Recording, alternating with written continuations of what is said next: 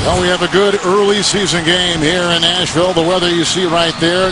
Last night we went to bed and they told us it was going to be a 100% chance of rain. Still a significant chance. Great temperature, little wind for the Chiefs and the Titans. Mike Munchek is in the Hall of Fame as an offensive lineman. He coaches his team now in his third year. And he's instilled a physical mindset on both sides of the ball, but for him it all starts at the line of scrimmage.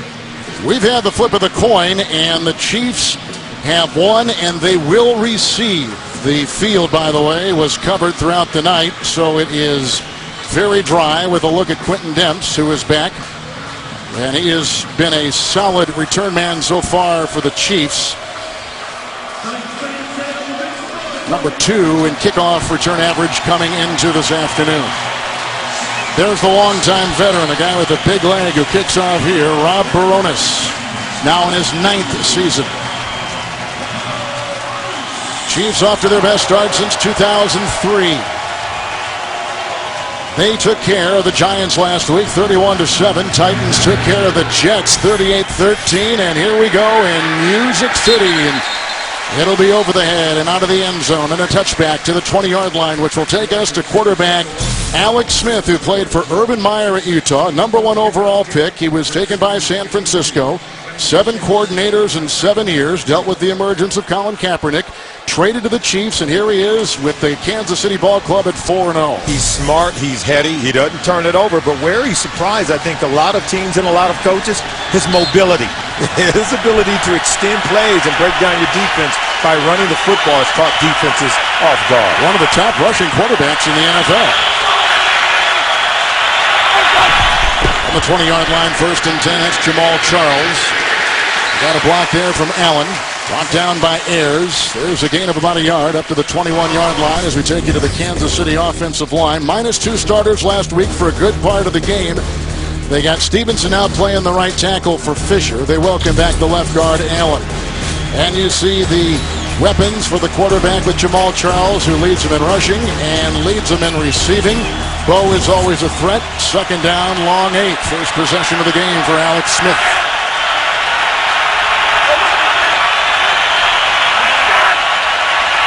Chad Hall's in the slot to the near side. There go the flags.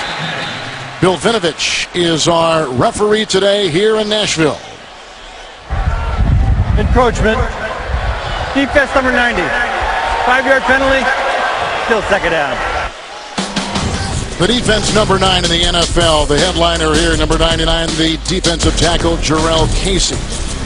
And solid linebackers. They got Foku from Indy, and Zach Brown is a guy you're going to want to track today. He is all over the place. And see that number 20 there, that Alteron Brenner? He leads the NFL in takeaways. He's got 4 interceptions and 2 fumble recoveries. With the penalty on the Titans to the 27. 2nd down and 3. Make it 3rd and 3. And they go outside, and that is caught by Hall, who picks up a 1st down. Hall with his first catch. Active the last 2 games, 3rd-year player out of the Air Force. Kevin, let's keep in mind that Andy Reid will script his first 15 plays of the game. He's filling out the defense, and at the same time, he's trying to dictate tempo to get the offense in rhythm. And he is a rhythm quarterback. Oh, absolutely. And it's about Alex Smith managing the ball game. You see him making checks at the line of scrimmage. At 288 yards, passing last week against the Giants. With the 1st and 10 from the 36. And incomplete with nice defense on the near side as it was tipped, I think, by Griffin. They were once again going for Chad Hall. Griffin is a very talented safety. He was playing out at the cornerback position, man-to-man on the receiver, and nearly intercepted this ball. Remember, he came into the league his rookie year. He played corner for these Tennessee Titans, then moved to safety, where he's gone to a Pro Bowl.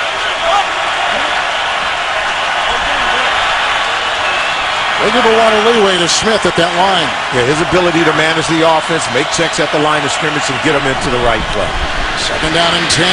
Alex Smith, and out of the reach again they go for Hall. The coverage on the play by Zach Brown. Flag is down.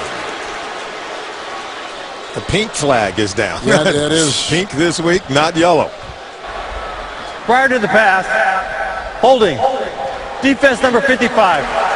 5-yard penalty, Automatic first down. That's the emerging player out of North Carolina, Zach Brown. Yeah, take a look at it.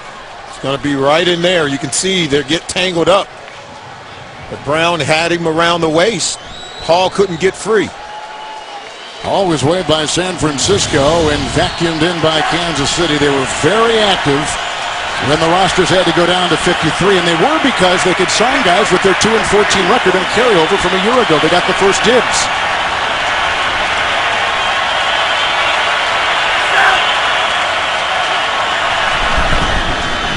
Smith on 1st and 10. Underneath, again looking for Hall.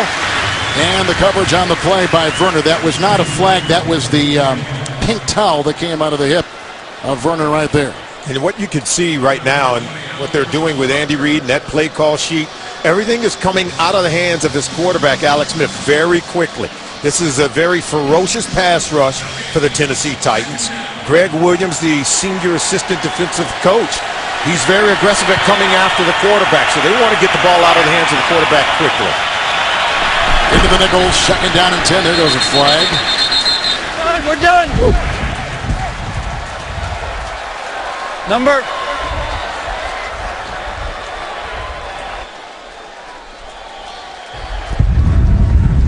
Ball start. Offense, number 76. 5-yard penalty.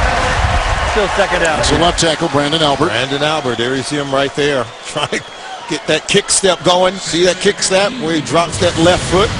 That's what gets him started to get in position for the edge rusher. He was a little quick on his kick step.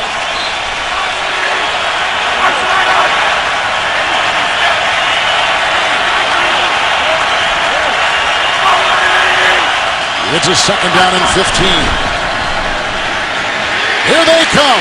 He got away from Morgan, and he throws to McGrath, who is brought down on the play by Bernard Pollard. That is a 1st down to the Tennessee 46, 17-yard pickup. Well, this is what drives defensive coordinators just maddening. We told you about the mobility of Alex Smith. There you see the pressure there. And look, he comes around, but look, he just extends the play with his nifty footwork and mobility in the pocket. Head up, vision down the field, finding the open receiver McGrath, who's really come on for this offense in Kansas City. McGrath had his first touchdown last week against the Giants. Here's a 1st and 10. Opening drive, the fake to Davis. Low and dropped down the play by one of the tight ends, Kevin Brock out of Rutgers. It'll be 2nd down. Wow, that play was set up just very nicely. Brock was open, good throw from Smith, and Brock couldn't haul it in.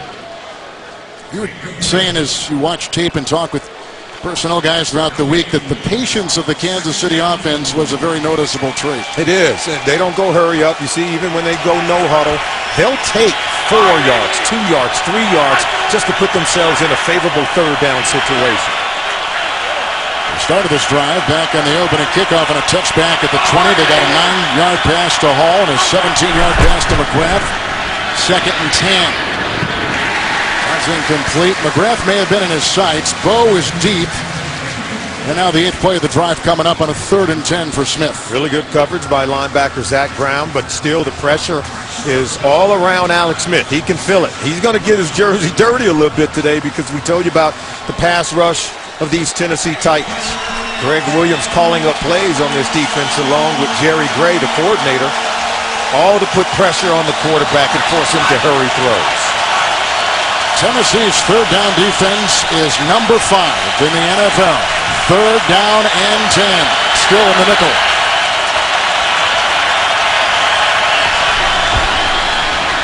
Flag. Stevenson moved, the right tackle. False start. False start.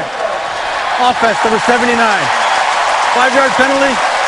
Still 3rd down. And as we mentioned earlier, taking the place of the number 1 overall pick in the NFL draft, Eric Fisher at the right tackle. Fisher's out with a concussion. You'll see him right here. This is a drive killer because you're already 3rd and 10 and right there, and there was no reason to move. I know it's rather loud, but the defender is right in front of Stevenson. He just has to hold his water, and this is where you'll see the patience of Alex Smith. He will not force this ball into coverage. He's okay with punting it here. Of course, he wants to pick up the 1st down, but in a conservative fashion. Cyrus Gray is in the backfield, 3rd and 15. And he's got his receiver, Mccluster, with a flag and brought down at the 34, hit by Griffin on the play. A 16-yard reception, catch and run as it stands, as Zach Brown comes hobbling off the field for the Tennessee Titans. And that's why I said conservative, because they wanted to throw it underneath and allow the yards after catch like what we talked about in our open. And that's what allowed them to pick up the first down. Pass interference. Offense number 17. Blocking downfield prior to the pass. 10-yard penalty. Repeat third down. They're going to say Donny Avery set a pick, allowing for Mccluster to come open. And he was blocking before the ball was even thrown. Not allowed to do it. Go ahead and roll the play. You'll see Mccluster comes all the way over here, and there's the block down at the bottom of the screen before the ball was even thrown by Donny Avery. 3 offensive penalties on the Chiefs offense to begin this game. If they want a first down, they got to get to the Tennessee 37. 3rd and 25. Jamal Charles now in the backfield with Alex Smith. Ron Morgan incomplete. Somebody lost a helmet. And the Chiefs have lost possession. They're going to have to punt as the penalties really took a hold of that drive for them. Well, they had good movement. There's no doubt about it. But, hey, this defense for the Titans, we told you, they are a good one. They're a top 10 defense, one of the best on third down. They were all over that intended screenplay to Jamal Charles. Well, here is Dustin Colquitt to punt for the Chiefs. He is number 1 in the NFL through a very short time period, of course, the first month in punts inside the 20. D-back is Reid.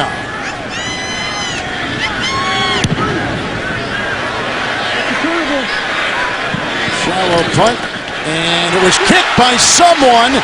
Damian Williams goes jumping on the ball, and the Chiefs do as well, and the Chiefs look like they've got it, and that is a touchdown. That is a Kansas City touchdown, and it was grabbed on the play by the rookie Marcus Cooper out of Rutgers, who grabbed it, and obviously every scoring play reviewed, and they will definitely review this as Williams was back to retrieve the Colquitt punt. Take a look at it and see Williams is back there, and Reid is trying to tell everyone to get away from it. But, of course, he couldn't see him. He had his back turned to Reid, and it's off the heels of one of the Titans players. He's trying to tell Williams to get away from it, and he doesn't. And now Williams knows he has to try to recover it, but watch Cooper comes in and scoops it up for the score. Cooper had the good game last week against the Giants, deflecting a couple passes, seeing time because Flowers was injured. Flowers will be playing today.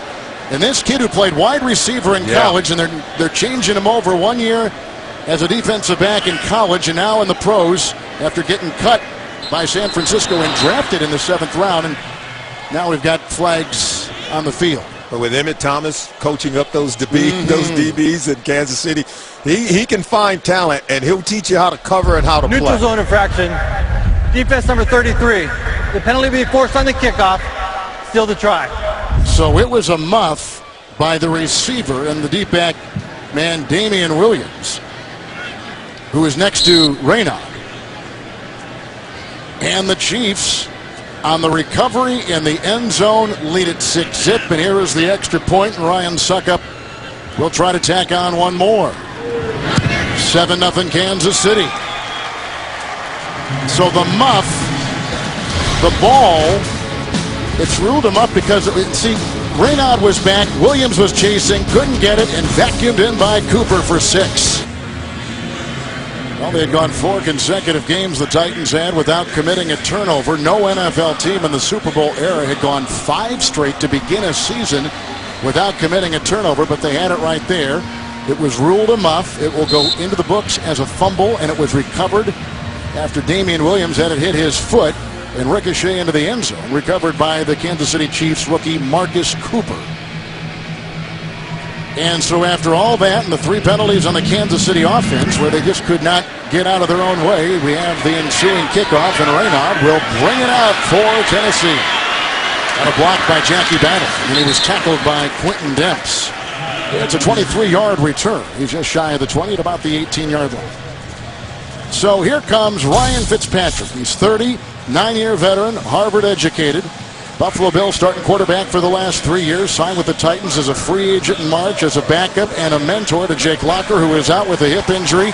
He'll probably start, they say, because of the injury to Locker, for at least 4, maybe 6 games. And what you get from Ryan Fitzpatrick is the ability to make plays from the pocket, drive the ball down the field. And this is a young, budding wide receiving core for the Tennessee Titans. I expect them to make plays.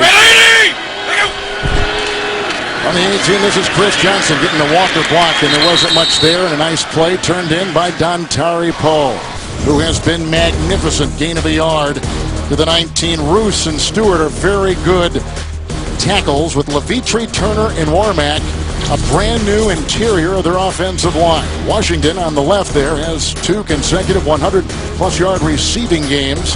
They got Delanie Walker from San Francisco as a free agent. 2nd down and 9.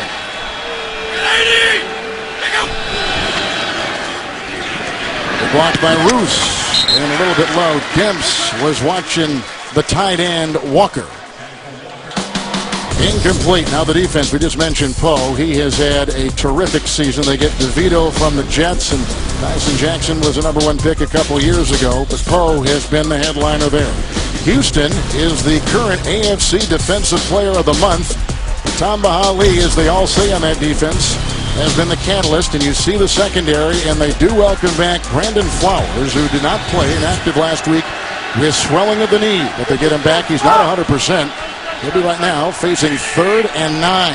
6 in the Kansas City secondary. Here comes Hali. And that is incomplete, looking for battle. Boy, the pressure was coming from all sides. No place to run, no place to hide. 3 and out, and Tennessee's got a punt. This is what the Kansas City Chiefs do to you. They force you into 3rd and long, and then they go hunt the quarterback. Look at Tamba Hali in hot pursuit. They have the 2nd best defense in terms of 3rd down, only allowing a 22% conversion rate. Now, that's outstanding. Dexter Mccluster is back, of course. Most know he had the 89-yard return last week on a punt, the 2nd of his career, for a touchdown. Brett Kern, former Denver Bronco, will send this. And Mccluster from the 32, hand time of 4.6. And a lot of congestion, and down he goes about the 39-yard line. They had Xavier Gooden there. He's out of Missouri as a rookie. A 7-yard return. A flag has been thrown. During the kick. Holding. Receiving team number 52. 10-yard penalty from the end of the kick. Kansas City keeps the ball. 1st down. It's on James Michael Johnson. So the Chiefs with their 2nd possession coming up, led by Jamal Charles. Their number 4 all-time Chiefs rusher. Next on CBS. The Chiefs get it after the defense just faced a possession by the Titans and forced a 3 and out. Kansas City had 3 offensive penalties their first possession moments ago. Yeah, they're getting good field position, but the penalties are setting this offense back.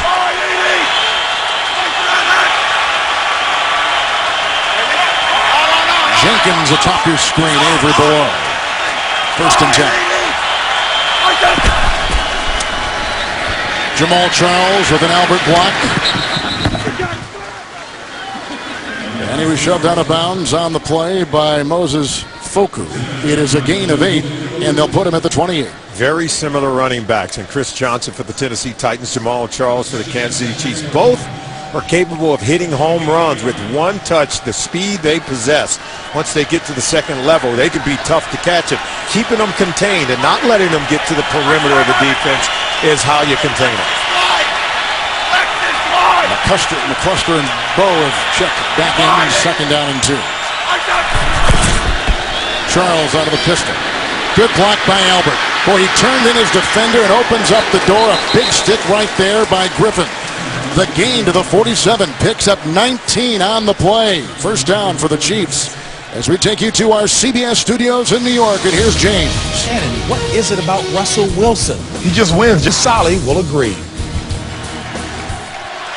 Russell Wilson, he knows how to engineer an offense, JB.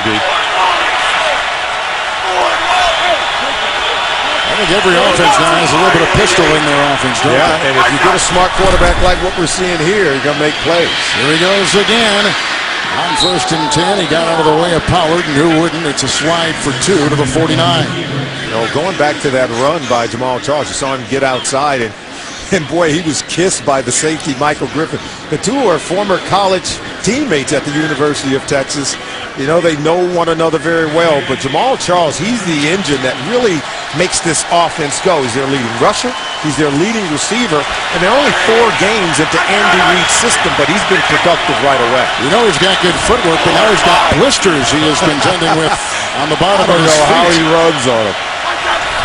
Second down and 8.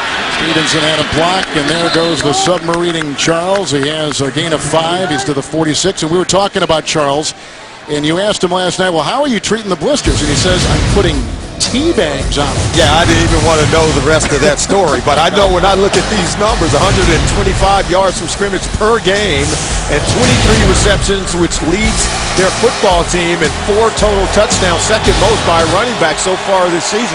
He has been one of the most productive backs over the last 4 years, and certainly just a real true home run hitter in this offense. And Andy Reid was happy to see him already on the roster when he showed up.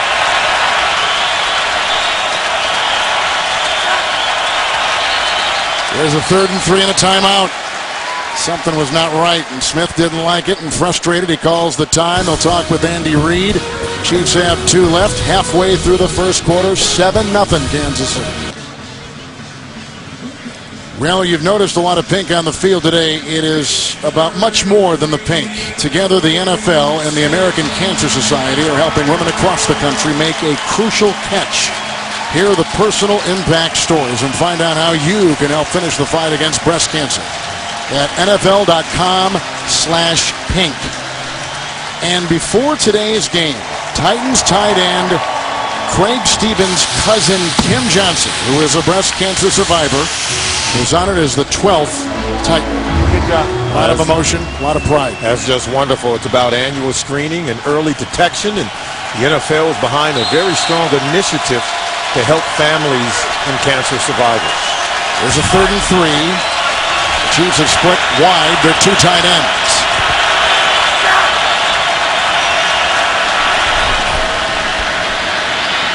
Almost picked off. It was intended for Hall at the 42. Werner just about lassoed his 5th interception of the season. Nonetheless, the Chiefs have got a punt. We told you he's a ball hawk. Already 4 interceptions, and he's a smart and heady kid. It was great talking with him after Friday's practice. He jumps into the passing lane, and Smith thinks he could hum it right by him, but Werner is very keen, very smart at understanding down distance formation and where he expects the ball to be. Smith threw his first 2 interceptions of the season last week against the Giants. Yeah, a couple of them were tips, but that one was just probably could have made a better decision. Colquitt. Reid has already signaled for the fair catch. And at the 22-yard line, he brings it in. 24-yard punt. Second possession coming up for the Titans and their new quarterback, Ryan Fitzpatrick. The wonderful Country Music Hall of Fame here in Nashville. Boy, there are a lot of Missouri Tiger fans here. Up and down the streets. A lot of Kansas City Chiefs fans here today. Some brought shirts and jerseys of both. They went to the Tiger game last night against Vanderbilt, and the Kansas City game here against the Titans today. 1st and 10 after the Chiefs punt. And this is Chris Johnson, who runs into the nickel. He is brought down by Poe, and Solomon picks up a gain to the 28, a pickup of 6. Everyone looks at this Titans team as one that's predominantly a running offense. But in talking to Dowell Loggins, their offensive coordinator, he says, you know, everybody expects us to run it 40 times, but we can throw it 40 times and still win. I think they may have to do a little bit of that today with Fitzpatrick. And I think if they can complete some passes, it'll open up running lanes for Chris Johnson. He has had 3 3,000-yard passing seasons in his career. Second down and 4. Jackson again. Tyson Jackson may have tripped him up. It's a gain of 3. He's up to the 32. And, of course, Fitzpatrick is starting today because of the injury to Jake Locker, who was a high pick out of Washington, who got whacked last week by a couple of Jets and is out from 4 to 6 weeks. And he was really improving as a quarterback. And talking to Mike Munchek is that the emotional loss of losing Locker is that he was starting to prove to his teammates and show everyone that he's the quarterback that they thought he was when they took him with the 10th overall pick in the 2011 draft out of the University of Washington. Has a hip injury and he has a knee injury, an MCL sprain. Here's a 3rd and 1. Ready? Go. Battle is in, and Jackie gets the call.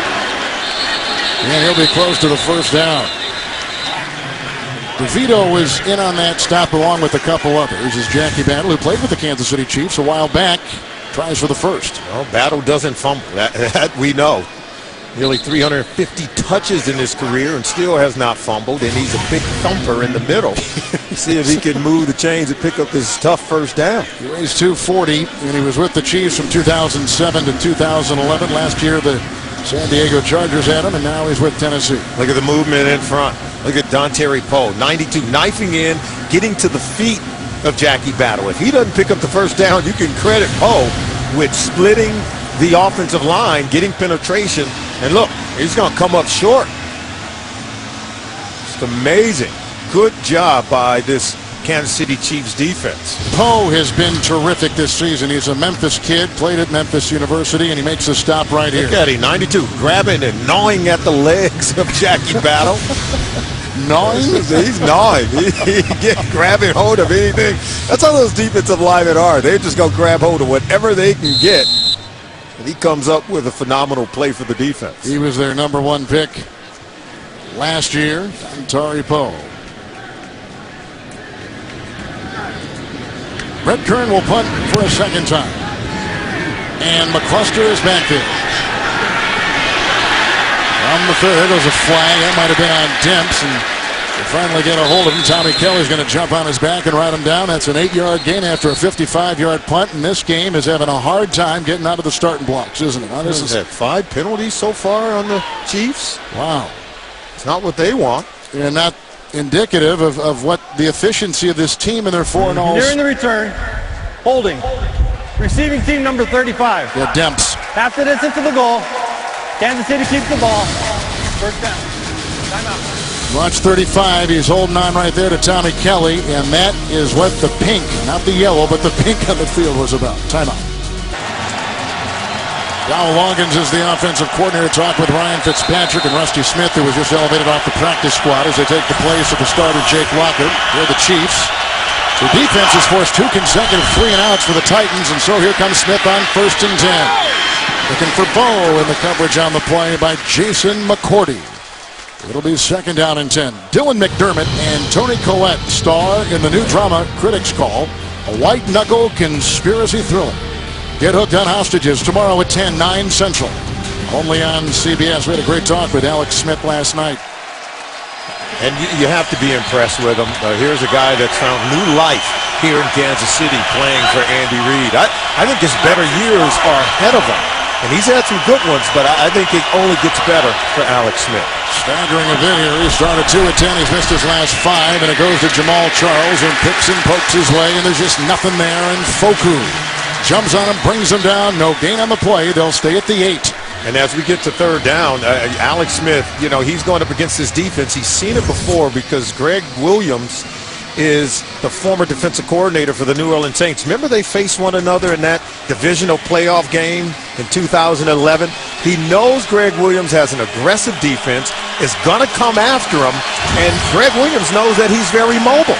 So expect to have some kind of spy, expecting Alex Smith to get out of there when the blitzing defense is closing in.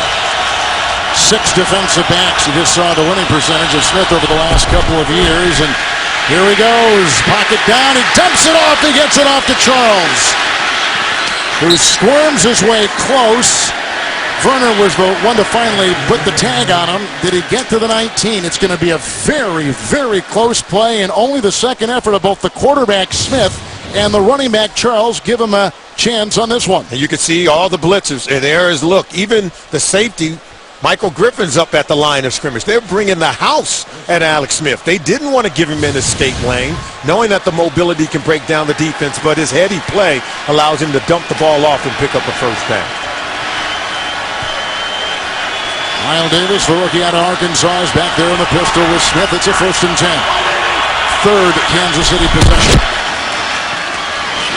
Lyle Davis, 21, brought down on the play. Airs, it's a gain of 2, and he's up to the 21. Remember, you go back to that playoff game that we were talking about, Kevin, and when Greg Williams was with the New Orleans Saints, they came after Alex Smith. He broke that game open by running around the line of scrimmage and just waltzing right into the end zone. You got to know that Greg Williams has cataloged that into his memory, and it has designs to keep Alex Smith from running the ball against this defense today. You saw a lot of Smith running the ball that day. Second down 8. That's a great thing about these coordinators. They're always kind of fine-tuning as the game goes on. Complete chess match. Smith, Hemingway makes the grab. Junior Hemingway only his 3rd reception of the season. That's his 1st reception in the last 3 games. He picks up 6. He's up to the 27. You know, Jerry Gray is the defensive coordinator here, but how about this? Greg Williams, a senior assistant on defense, and boy, his attitude and the passion that he brings to coaching defenses, you can see is prevalent here. This defense is ranked top 10 in just about every statistical category, including points allowed. They get after you, especially on 3rd down, and here we are right now. They'll stack the line of scrimmage, looking to clog every lane and attack the quarterback. On 3rd down and 2, incomplete. Looking for Mccluster. Great coverage on the play by Cody Sensabaugh. And again, back to Williams. You know, he was the coach that was suspended last year by the NFL for his role in the New Orleans Saints bounty gate. He was going to join Jeff Fisher with the Rams. The commissioner knocked him out for the year. He spent that kind of reassessing where he was. And then in January, the Titans wanted to hire him, and they made a call to the commissioner. And I think it's fair. He's paid the price. He's done his time, and now he's back coaching and where he should be in the National Football League, because he makes players better, and players really do enjoy playing for him on the defensive side of the ball. He cuts them loose, and boy, they go out and play hard for him. Another punt by Colquitt. Reyna out of West Virginia. Got by 1 and then brought down by Marcus Cooper on that play. Cooper's the one who retrieved the fumble in the end zone on a muff punt by Williams of Tennessee to get things going and put the Chiefs on the board on a 45-yard punt and a 2-yard return. Can we step back here just a second, because this has been a very uneven first quarter with a lot of penalties, not much sparkle on offense, and I guess some pretty good defense by both these coaches so far. Yeah, but think about it. Mike Munchek's defense is ranked in the top 10, and so is the Kansas City Chiefs. Neither team allows you to score a lot of points, and they do a good job of taking the ball away, but both offenses have been really conservative so far this year, not turning it over. I expect this game to be played close to the vest. Chiefs in their base, 1st and 10. Up the middle they come, and no one home. Barry was the closest to it for the Chiefs, and Washington was there for the Tennessee Titans, and it looked like Akeem Jordan was coming up the middle for Kansas City from the linebacking core. Well, this is what I think the Tennessee Titans have to do to this Kansas City Chiefs defense. If you're Ryan Fitzpatrick, you've got to take some shots down the field. We saw Victor Cruz make some plays down the field against this Chiefs defense last week, but it all starts with protection. If you can protect Ryan Fitzpatrick, then he can make some plays throwing the ball down the field. Then I think it opens up the running lanes for Chris Johnson. And he's made some plays against the Chiefs. He's faced in 5 consecutive years, and he's 4-1. 2nd down and 10. On the near side, dropped by Kenny Britt, coverage by the rookie Cooper. Britt is a former first-round pick 5 years ago. You hear the boos. He has really been maligned. He has struggled with penalties and drops. Watch Akeem Jordan come right in the face of the quarterback, forces the early throw. And that's why Britt wasn't quite ready for it. And even though he has Cooper hanging on to him, he has a chance to make the catch, and he should make it. And I don't know if the fans appreciate how hard it is to catch a ball when a defender is draped all over you, as Cooper was there. Britt has a partially fractured rib. 3rd and 10. Kansas City's defense held the Giants last week to 1 of 14. 1 of 14 on 3rd downs, the Giants. Wow. Offense number 71. 5-yard penalty, still 3rd down. Now get this, Kevin. This Chiefs defense, you know how good they are on defense. If they force you into 3rd and 10 or longer, 25 consecutive 3rd and 10 or longer situations, they have not given up a first down. So this is where they want to get you. 3rd and 15, and now they're going to come after Ryan Fitzpatrick, and he better not be holding on to the football. Get rid of it quickly. And last week on 3rd downs against the Jets, Tennessee was 10 of 18. 3rd down was a real big part of what they did to beat New York last week. 3rd and 15 now. They need the 41. And just about had it. Knocking it away was Flowers, intended for the terrific young receiver Kendall Wright out of Baylor. Incomplete. Well, look at Flowers. He's in that trail position. Get your head around, find the football. Nearly intercepted it. Now, if he never looks for it, that pass is going to be complete. if not the pass interference. Great play. Third consecutive 3-and-out forced by the Kansas City defense. That's what they do. They get you in third and long, and then they make a play. And they come in number 7 in the NFL. Kern to punt again.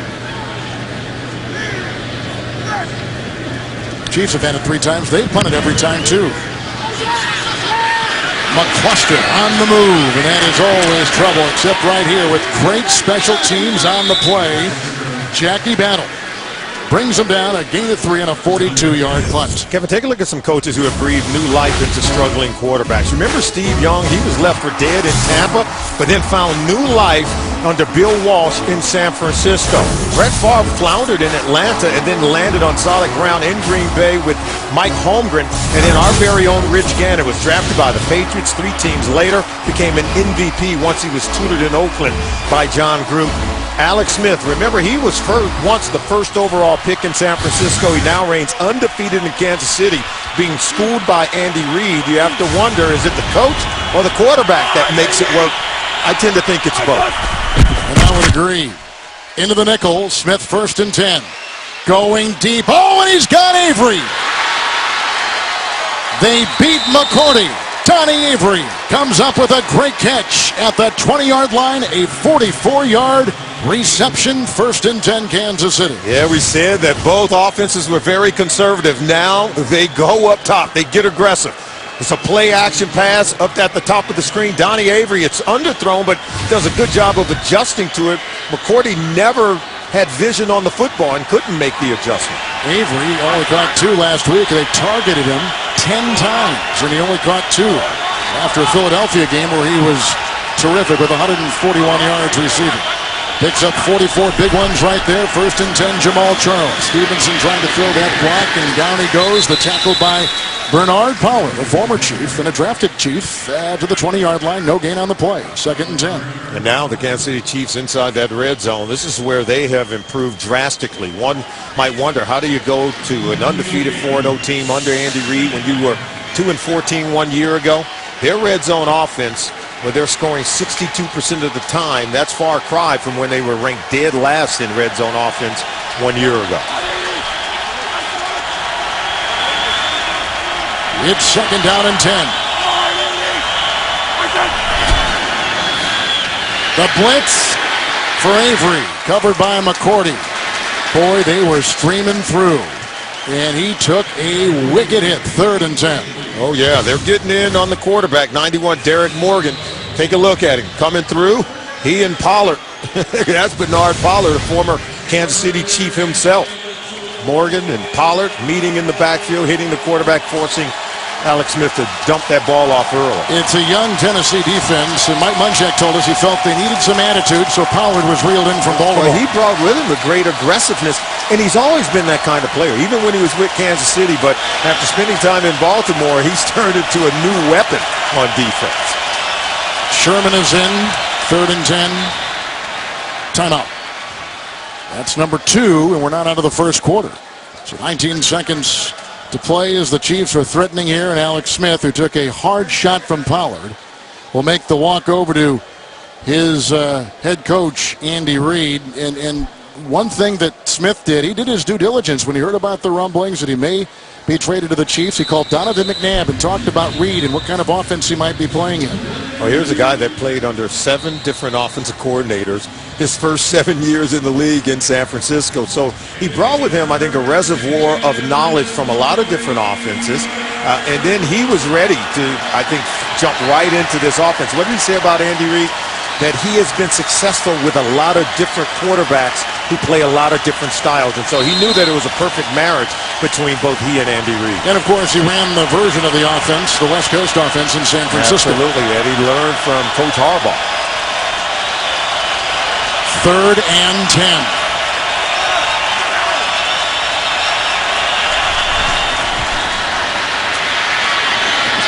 They got him, the tight end, and is Sean McGrath, hit by Pollard, gain of 9.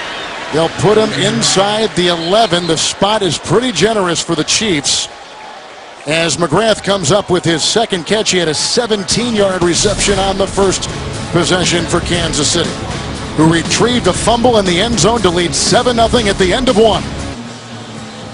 4.5 yard as we start the second quarter here in Nashville, and Andy Reid has decided to go for 3.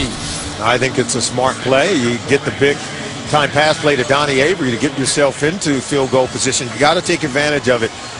In a game that's a battle of two really good defenses, points come at a premium. You get this kind of field position, you got to go ahead and take the field goal. Ryan Suckup, number 1 in Chiefs history with an 81% mark. Ahead of Stoyanovich and Nick Lowry and Jan Stenerud. Jan Stenerud only made 64% of his kicks. It is revered as one of the great all-time kickers, and that one is through, and the Chiefs extend their lead 10-0. A special teams touchdown with the recovery of a fumble in the end zone. Suckup from 29. 10-0 Kansas City, 5 seconds into the second quarter. Chiefs just tacked on 3 more. Coming up on the Verizon Halftime Report from our CBS studios in New York. Join JB, Dan, Shannon, Boomer, and Coach Cowher for scores, news, and highlights. And you'll also get a report from Jim Nantz and Phil Simms previewing the Denver-Dallas game. That's coming up on the Verizon Halftime Report from New York. Suckup from 29. Fumble recovered in the end zone on special teams by Marcus Cooper. It's 10-0 with a look at Alex Smith. Right now, Alex Smith is managing the game the way that Andy Reid wants him to do. A lot of trust is invested in Alex Smith, and he's rewarding his coach. Reid to a knee to the 20. Well, the Chiefs are one of 2 teams in NFL history to start 4-0 after winning 2 or fewer games the previous season. And you see that number 16, Gary Danielson, a member of our CBS family who's had a pretty good NFL career, and that guy, had he not been injured, Billy Sims would have really been a star. The great Billy Sims. Of course, that Lions team was the last team to win 2 or fewer games one season. Then the next year, they began the season in 1980 with a 4-0 start. There's Johnson on 1st and 10. Warmack with the block. And the tackle is made by the former Dolphin Sean Smith on a gain of 4 up to the 24. Chris Johnson needs to heat it up. This offense, and of course their inability to get anything going. You can see the first 3 possessions, 9 plays, only 10 total yards and no first down. So the ability to get Chris Johnson going, he's yet to have a rushing touchdown so far this year. Talked to Mike Munchek about it. He has a lot of faith and trust that Chris Johnson eventually is going to pop one. Johnson comes in as the 4th leading rusher in the AFC, right back at Jamal Charles. 2nd down and 6. And the coverage again by Smith. He was in on that play as they were going to Nate Washington. It looks like maybe he got something across the eye. That ball came out late. The timing of the combination route between both receivers to that side, it was slow to develop, and it allowed Sean Smith, who was in coverage on Nate Washington, to knife in underneath and bat the ball down. Take a look at it. Over to the right side of your screen. Ball comes out.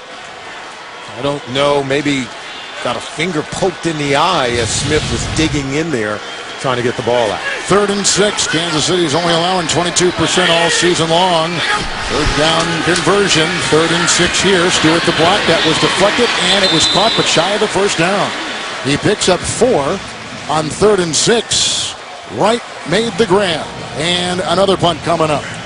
Oh, you know, it was a hot route. They blitzed. They brought everyone.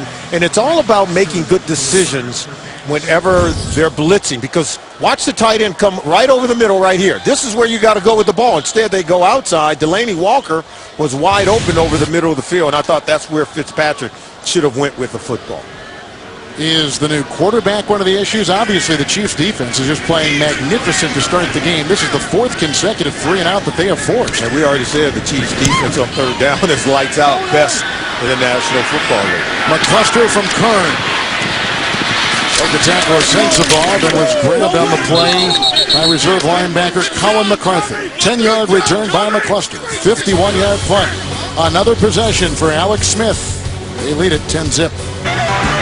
5th Chiefs possession coming up. We're early in the second quarter. Kevin Harlan and Solomon Wilcox. This Chiefs offense scored 31 points against the Giants last week. McCluster, of course, helped out with the return. The most points they've scored in a single game since December of 2010 against Tennessee. Here they are against the Titans. So from the 31 after a 3-and-out by Tennessee. 1st and 10. Avery. And drilled on the play. by McCourty. It's a pickup of 6 to the 37. You talk about this team and this offense for Kansas City scoring points. They're 10th in the NFL in scoring, averaging 25 points a game. I find that incredible because they're only 4 games into Andy Reid's new offense. All these players, this is the first time they played together within this offense, and they're operating at a high level. He was ecstatic when he saw the talent on this roster. Players like Dwayne Bowe and Dexter Mccluster, Jamal Charles, they can be really good. Second down and 4. Nice fake by Smith, being chased by Patoa, and then tripped up on the play after a run of 5 by the quarterback, by Cody Sensabaugh. They'll put him at the 42.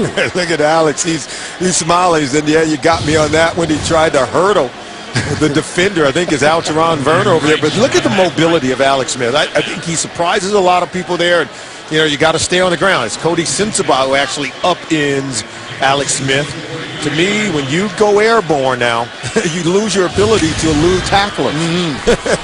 You're sitting duck as you're in midair waiting for defenders to hurdle themselves into. Keep your feet on the ground. On a 1st and 10, Jamal Charles, and he finds a crack. Then he was bent backwards. There's a fumble on the play, and it is recovered, they say, by Tennessee.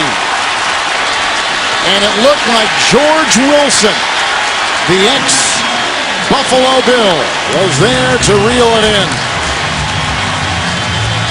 So 2 teams who don't turn the ball over often have already turned it over.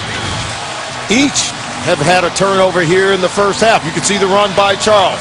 Hits to the outside, and then watch Morgan. Oh, wow, the knee gets bent, and that's when the ball comes out. That right knee bent back as Griffin and Morgan was pulling Jamal Charles to the ground. And you can see Wilson comes over late to get the ball before it goes out. Watch the right knee there of Charles. And that's what causes that ball to come out. When a player is bent in the wrong direction, is under review. That arm opens up. See if he recovers it in bounds. I think he does. Looks like it's Sensabaugh, 24, that gets it before it hits the white chalk. So as they review that, Charles did walk off under his own power. He's okay. We've got a review. They're going to give us the call, and they're reviewing as to whether or not it was recovered in bounds. Here's the call. After reviewing the play, the ruling on the field stands. First down, Tennessee.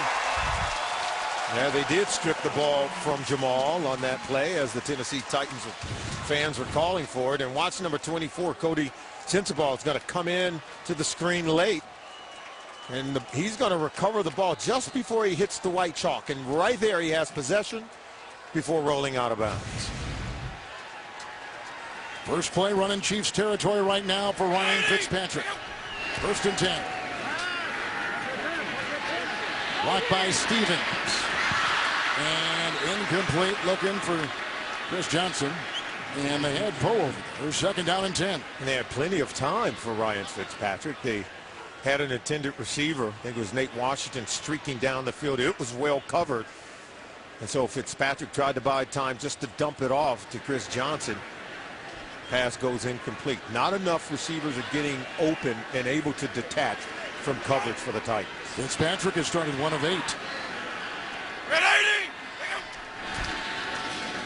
On 2nd and 10.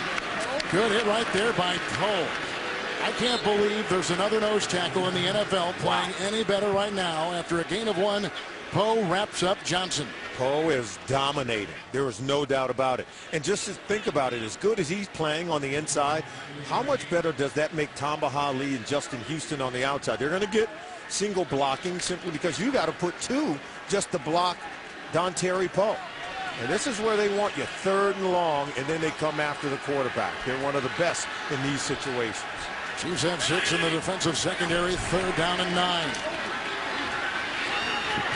Oh, it wasn't picked off by Berry. Nope, he could not hold on. They were going for Walker. Berry could not find the handle. Nonetheless, with good beginning field position, the Titans can do nothing. Another 3 and out, the 5th of the afternoon for them. Eric Berry is having himself one heck of a season, a Pro Bowl-like season. Tight coverage on Delanie Walker. He was in the underneath coverage. All he has to do is catch that one because Fitzpatrick threw it right to him. We were talking on the NFL Today pregame show with Boomer Esiason, and Boomer mentioned the fact that Fitzpatrick was turnover prone and nearly threw an interception there. Like you were talking about before, how much longer will he show the patience before trying to squeeze something in a small window? Third punt, Mccluster. Well, Ryan Fitzpatrick's got to be careful.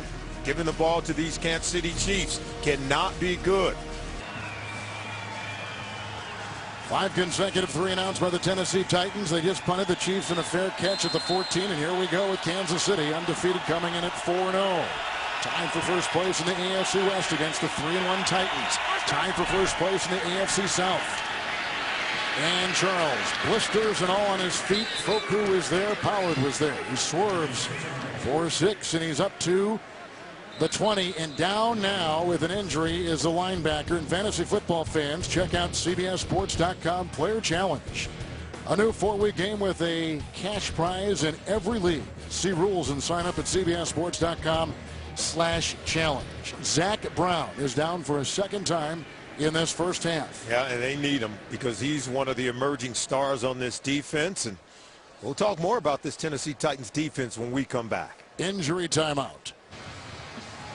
Zach Brown walked off, albeit slowly, under his own power. They're going to take a look at him. He was one of the best defensive rookies last season in the NFL, and the athletic trainer will take a look at that knee and that right leg. They've gone to 6 in the secondary as the Chiefs offense facing 2nd down and 4. Yeah, they'll bring in Cody Sensabaugh. They'll also bring in George Wilson, former safety in Buffalo. They have that dime package where they can go ahead and blanket the entire field in terms of coverage, but look for a guy like Michael Griffin to spy Alex Smith if he decides to take off and want to run with the ball.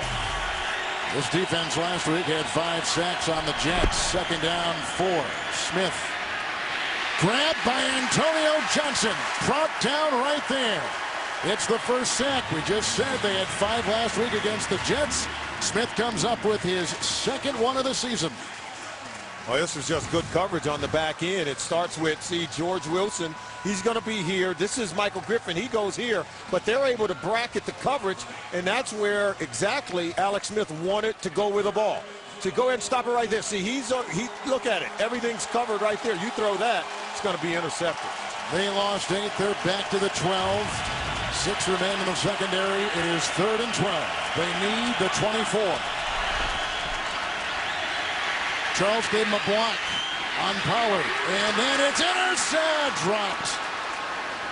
Wow.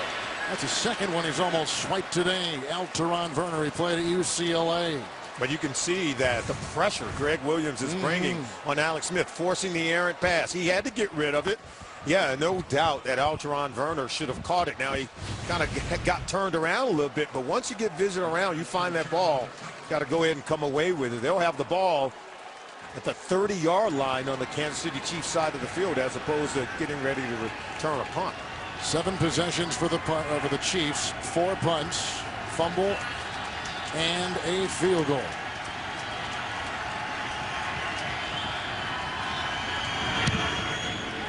Colquitt. Raynaud.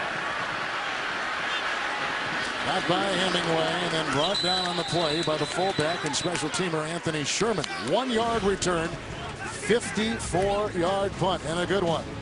Here comes Fitzpatrick. It's been a tough start for him, taking the place of Jake Locker. Well, the longest play for the Titans this afternoon has been 6 yards. You see the 5 consecutive 3-and-outs. Kansas City's defense has been terrific so far. The Chiefs, by the way, the 7th possession is coming up, but they did have in the end zone the recovery of a fumble, and so those are the 7 times they've touched it so far. And without Jake Locker, you see him on crutches. You know, you have a different skill set with Ryan Fitzpatrick, but what you lose with Jake Locker out is the quarterback's ability to make plays when things break down. Ryan Fitzpatrick, pocket passer only, can make plays with his arm. Jackie Battle is in the backfield, 1st and 10. Battle. Boy, again, stop Tyson Jackson, Houston, all right there. They will give him a gain of about a half-yard on the play. Well, I firmly believe running the football, and Mike Munchek, I think he's got to be contemplating how much do you turn the game over to Fitzpatrick and start letting him throw it all over the park. I just think it's going to be tough sledding trying to run against this defense. I believe you got to spread them out, start to make some plays on the perimeter, but the protection for the quarterback has to hold up. And it should be noted this is the 29th ranked D offense in the NFL of Tennessee. It has not been one that has just wowed you. Second down and 10. And they get the completion right there across the middle. The tackle was made by Flowers. It looks like Wright has come up a little bit lame to the 43-yard line and a pickup of 8 yards. And Wright is one of these players that they are really high on. Oh, he's great at creating yards after the catch, but Flowers comes in and able to secure the tackle. He's a little dinged up. Looked like he hit his head on the ground, but he's limping more than anything. He was RG3's main target down at Baylor. High school quarterback, all-state in basketball in the state of Texas. And well, look at him right now. Third down and 2. Much more manageable for Ryan Fitzpatrick. He's got to be able to make a play and keep his offense on the field. Boy, they're bringing a lot. And Fitzpatrick got it off. Damian Williams, pick up a 4. Hit by Flowers to the 47. That is a first down and the first down of the game for the Titans. Oh, the crowd is ecstatic.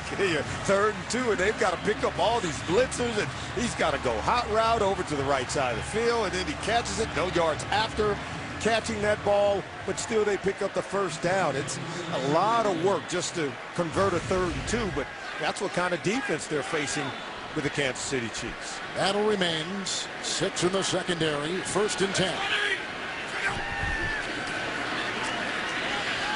And he's going deep, and he had his guy, and it was just off his fingertips and incomplete, and down goes Britt. You remember, he's got the bad rib, and you can see he's kind of favoring his left side right there. 2nd down and 10. Well, if you're going to dive for it and re-injure yourself, got to come away with the ball. And if they think that this defense is tough to try to gain yards against first downs, their upcoming schedule, it only gets even more difficult for the Tennessee Titans. Look what they've got coming up after Kansas City. They got Seattle with the 5th-ranked defense, and the 49ers, their defense is ranked 4th best in the National Football League. Ready? Go! Battle on 2nd down and 10. Oh, and he finds a hole and gallops free. Jackie Battle. Brought down by Kendrick Lewis. He got a great block on the left side. It's a run of 36. He's to the Kansas City 16. Andy Levitri at the left guard. Michael Roos at the left tackle. They secure it, and watch him get to the edge. This is just a phenomenal. They block down on Tamba Hali. He gets trapped inside and battle for a big man. He shows some speed at the 2nd level of the defense. And they just keep chipping away at this Chiefs defense, and finally something breaks in way of the running game. Had 42 yards on 11 carries last week against the Jets. It is a 1st and 10. Here comes Houston. Fitzpatrick slips away. Delaney Walker corkscrewing to the 1. He may have fumbled. Berry is the one who made the stop. They mark him down at the 1. It'll be 1st and goal, Tennessee, with a catch and run of 15 by the ex-San Francisco 49er, Delaney Walker. Yeah, the whole log, it's called Delaney Walker, the Swiss Army knife, because he can do everything. Catch it, run it. He can block, pass protector. Eric Berry tried to keep him from hauling that one in, but boy, did he make a play for his quarterback. And now look at the Tennessee Titans. They're pretty good in these goal-to-go situations. 3 tight ends with the rain falling. Battle. Stopped right there. The initial shoulder pad was put on him by Jordan. And then the avalanche of Chiefs defenders in there making the stop. So 2nd down and goal. Look at that. First 5 drives, only 20 yards. On this drive, 64 yards. This is Mike Munchek now. He's built this team for these tough, hard-nosed battles where it's going to be low scoring. The Titans don't mind playing this way. Now, they'd rather not fall behind 10-0 here at home, but they don't mind earning the tough victories. Mike Devito is the player down who has been a reliable, consistent presence on that defensive line for the Kansas City Chiefs, the 7th-year veteran out of Maine. Former Jet player, and of course he played in this Jets defense. And that was the thing for the Tennessee Titans. They played the Jets last week as the rain now has picked up a little bit here in Nashville. And this defense of Kansas City is a lot like the Jets, and that, of course, is because of Bob Sutton, the defensive coordinator. Bob Sutton had worked with Rob Ryan as the coordinator there with the New York Jets, and absolutely, they're facing the same kind of defense for the second consecutive week. You think some familiarity would help, but, you know, the personnel they're facing is a little bit different with Tamba Hali and Justin Houston as well. A good sign, Devito getting up. Devito number 70 there. There he is there.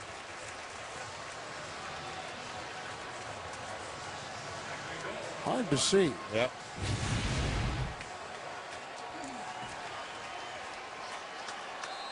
Jackson's on the line. Poe is on the line. Toribio's on the line for the Chiefs. 2nd and goal at the 1.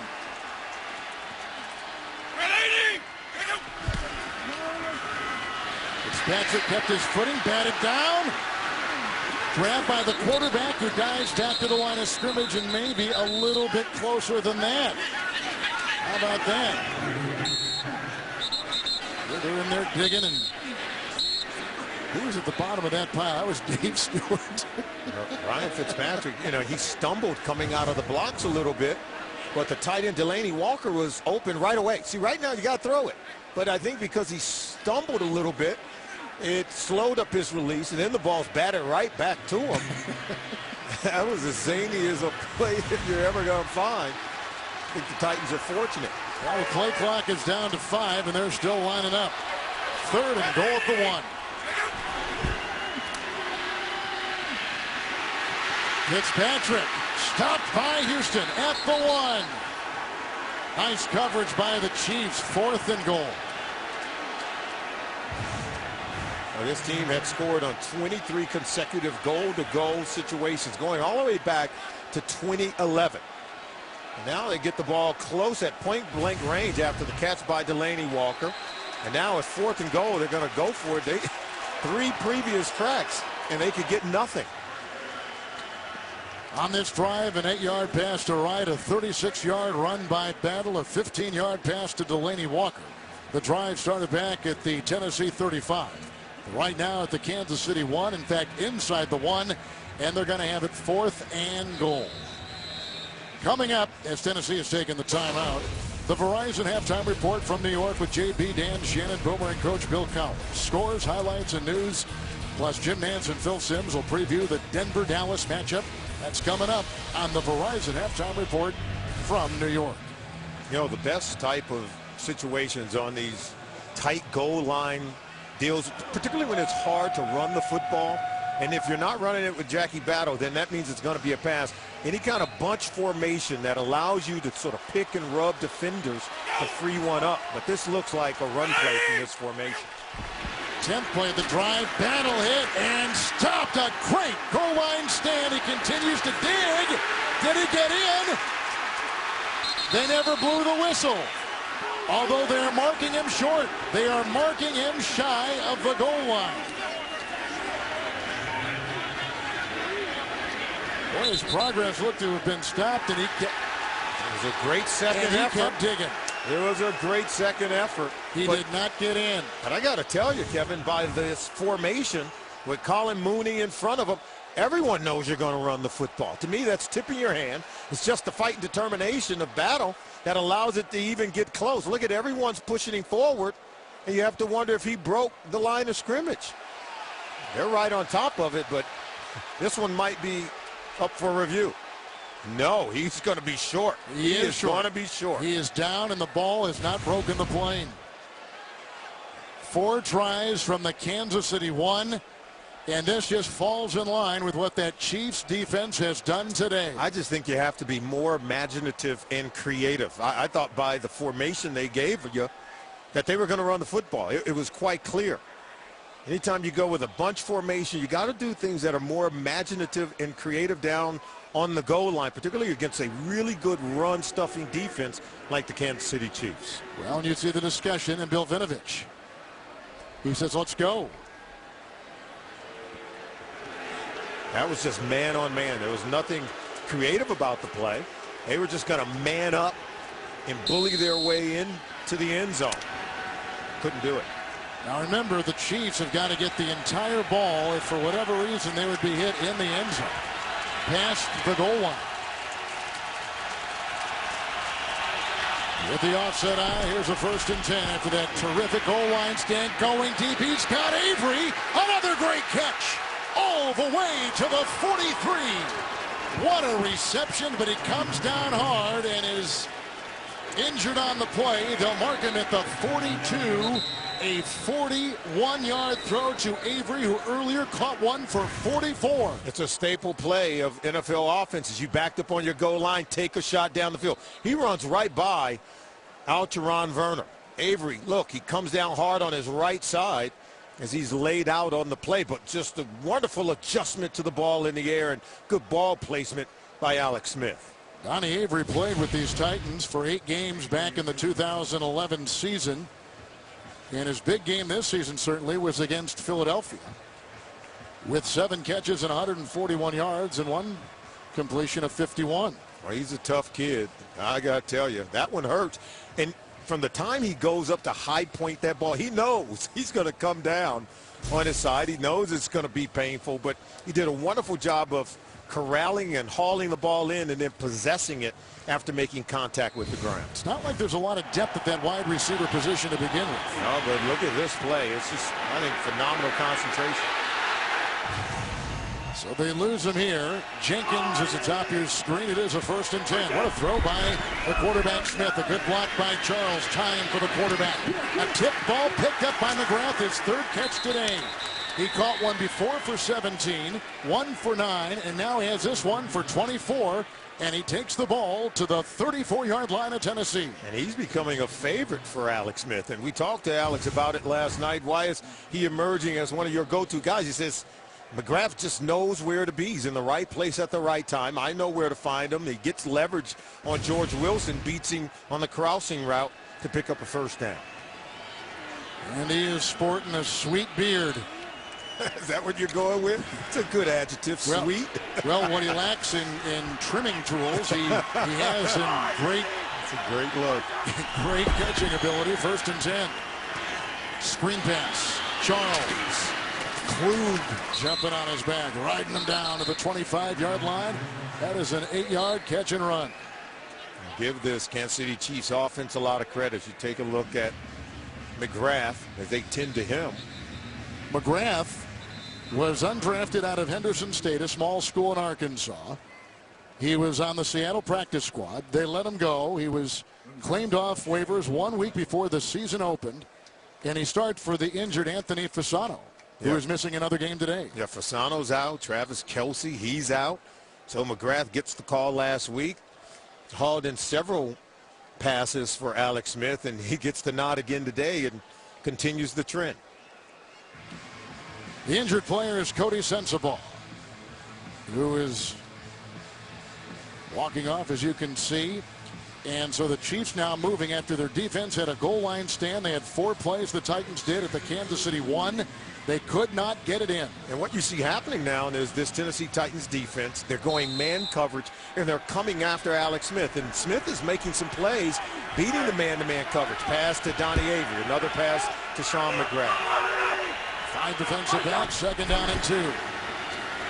Charles got a block from McGrath, and then Submarines for the 1st. He's down to the 20 and picks up 5 on the play. So in 4 plays, the Chiefs have gone from the 1-yard line to the Tennessee 19.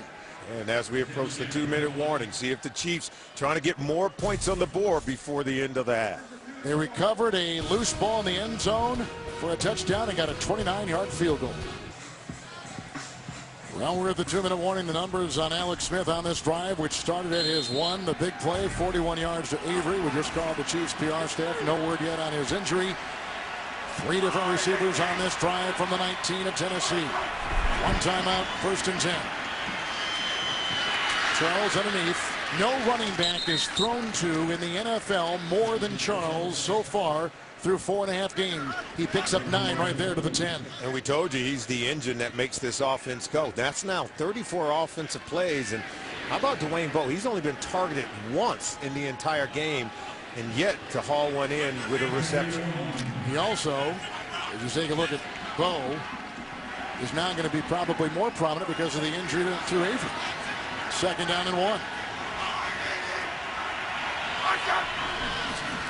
With that Diamond offense go about 18 different ways, and they send it out here to Anthony Sherman, who finds himself spinning his way through the grasp of McCourty and picks up 5 and takes it down to the 5. Sherman out of UConn. They got him in a trade with Arizona. It's just a neat looking play. Watch them. They get the guard out from the backside, and they're laying some leather. Boy, they're popping the pads down there.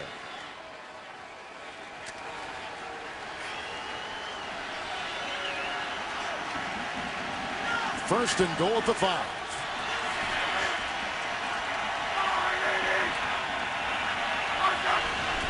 Smith deflected and may have been reeled in. Was it to Bo? He got it and fell and saved it, and a loss of about a half yard. He wasn't targeted on that play. Right, you're right. Let's be clear. He wanted to go left, up top outside to Dexter Mccluster. That ball's batted down. Patoa, yeah, looked like Patoa. the former Chief who started 10 games for the Chiefs. He is a huge presence on this defense and found a home. Kansas City, 30 seconds timeout. Yeah, Bo did catch it. It is a reception, and they had to use the timeout. Had he allowed it to fall to the ground, it would have been incomplete. Clock would have stopped naturally. Well, let's step back here and take a look with seconds remaining in the first half. The Chiefs have not looked all that great in offense. This drive, they've gotten some big plays. The Kansas City defense, though, has been terrific. Yeah, their defense has been terrific. I think the Titans' defense has been really good, with the exception of this drive where they allowed the Chiefs to go right down the field. They've got to come away with a stop. As you take a look at Greg Williams, some way, shape, or form, when they had the opportunity to create turnovers, they could not haul it in. They've dropped 2 potential interceptions, and now their back's up against the wall. They've got to keep Kansas City out of the end zone, because you allow them to take a 17-point halftime lead. They're not getting anything from Ryan Fitzpatrick in this offense. Not yet, at least, although we did show some life on that last possession with a long pass to Britt and then a pass to Walker. Chiefs are one of 5 teams that are 4-0 on the road this week. Seattle's at Indy, New England at Cincinnati, St. Chicago, Denver, Dallas. Chiefs here in Nashville.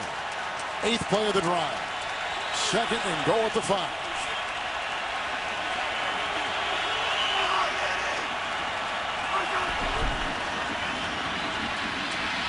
Smith out of the end zone. High for Jenkins, but really just throwing it away. Yeah, Alex Smith is so good at taking care of the football. He's not going to force it into tight windows in this position. He wants to come away with points. He's not going to take a sack, and he's not going to turn the football over. If he has to live with the field goal, he'll do that. But here on 3rd and goal, as you take a look at Andy Reid, this is where we talked about at the beginning of the show, Kevin. They do a lot of creative and imaginative plays down in and around the goal line to get players open. See what they come up with here. 3rd and goal at the 5. Smith for Bo. And the coverage by Jason McCourty. Now 4th and goal. Great coverage by Jason McCourty. This is how you play the fade route. Just stay on top and don't allow him to get around you. And Bo does not win the battle at the line of scrimmage. This is excellent coverage by Jason McCourty. Will Suckup, who is already booted through a 29-yard field goal, try a 24-yard.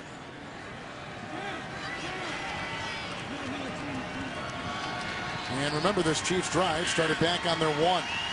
So they have the goal line stand on defense. They've taken the ball, and they're going to come up with 3, and this really is kind of a 10-point swing, because it looked like Tennessee was going to get 7 going the other way.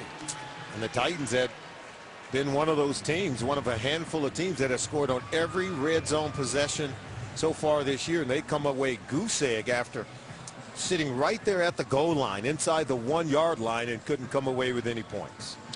Well, next Sunday is an NFL Today road trip. Boomer Esiason, Bill Cowher, and Shannon Sharp will be leaving the studio, entering the announce booth as analysts, covering one of the teams that they used to play for. While James Brown and Dan Marino will man the controls in New York, the guys hit the road next Sunday for the NFL Today road trip right here on CBS, and you and I will be with Boomer Esiason in Buffalo. I get to join my former quarterback, Boomer Esiason, covering my former team in Cincinnati as we head to Buffalo. That'll be a fun game. It'll be a lot of fun, and we'll see how both teams are able to prepare. But, you know, Boomer's going to have a lot of fun dissecting what's going on with Andy Dalton and A.J. Green. Should be a blast. He does on Monday nights, too. I'll see him tomorrow night in Atlanta. 10 plays and a field goal for the Chiefs.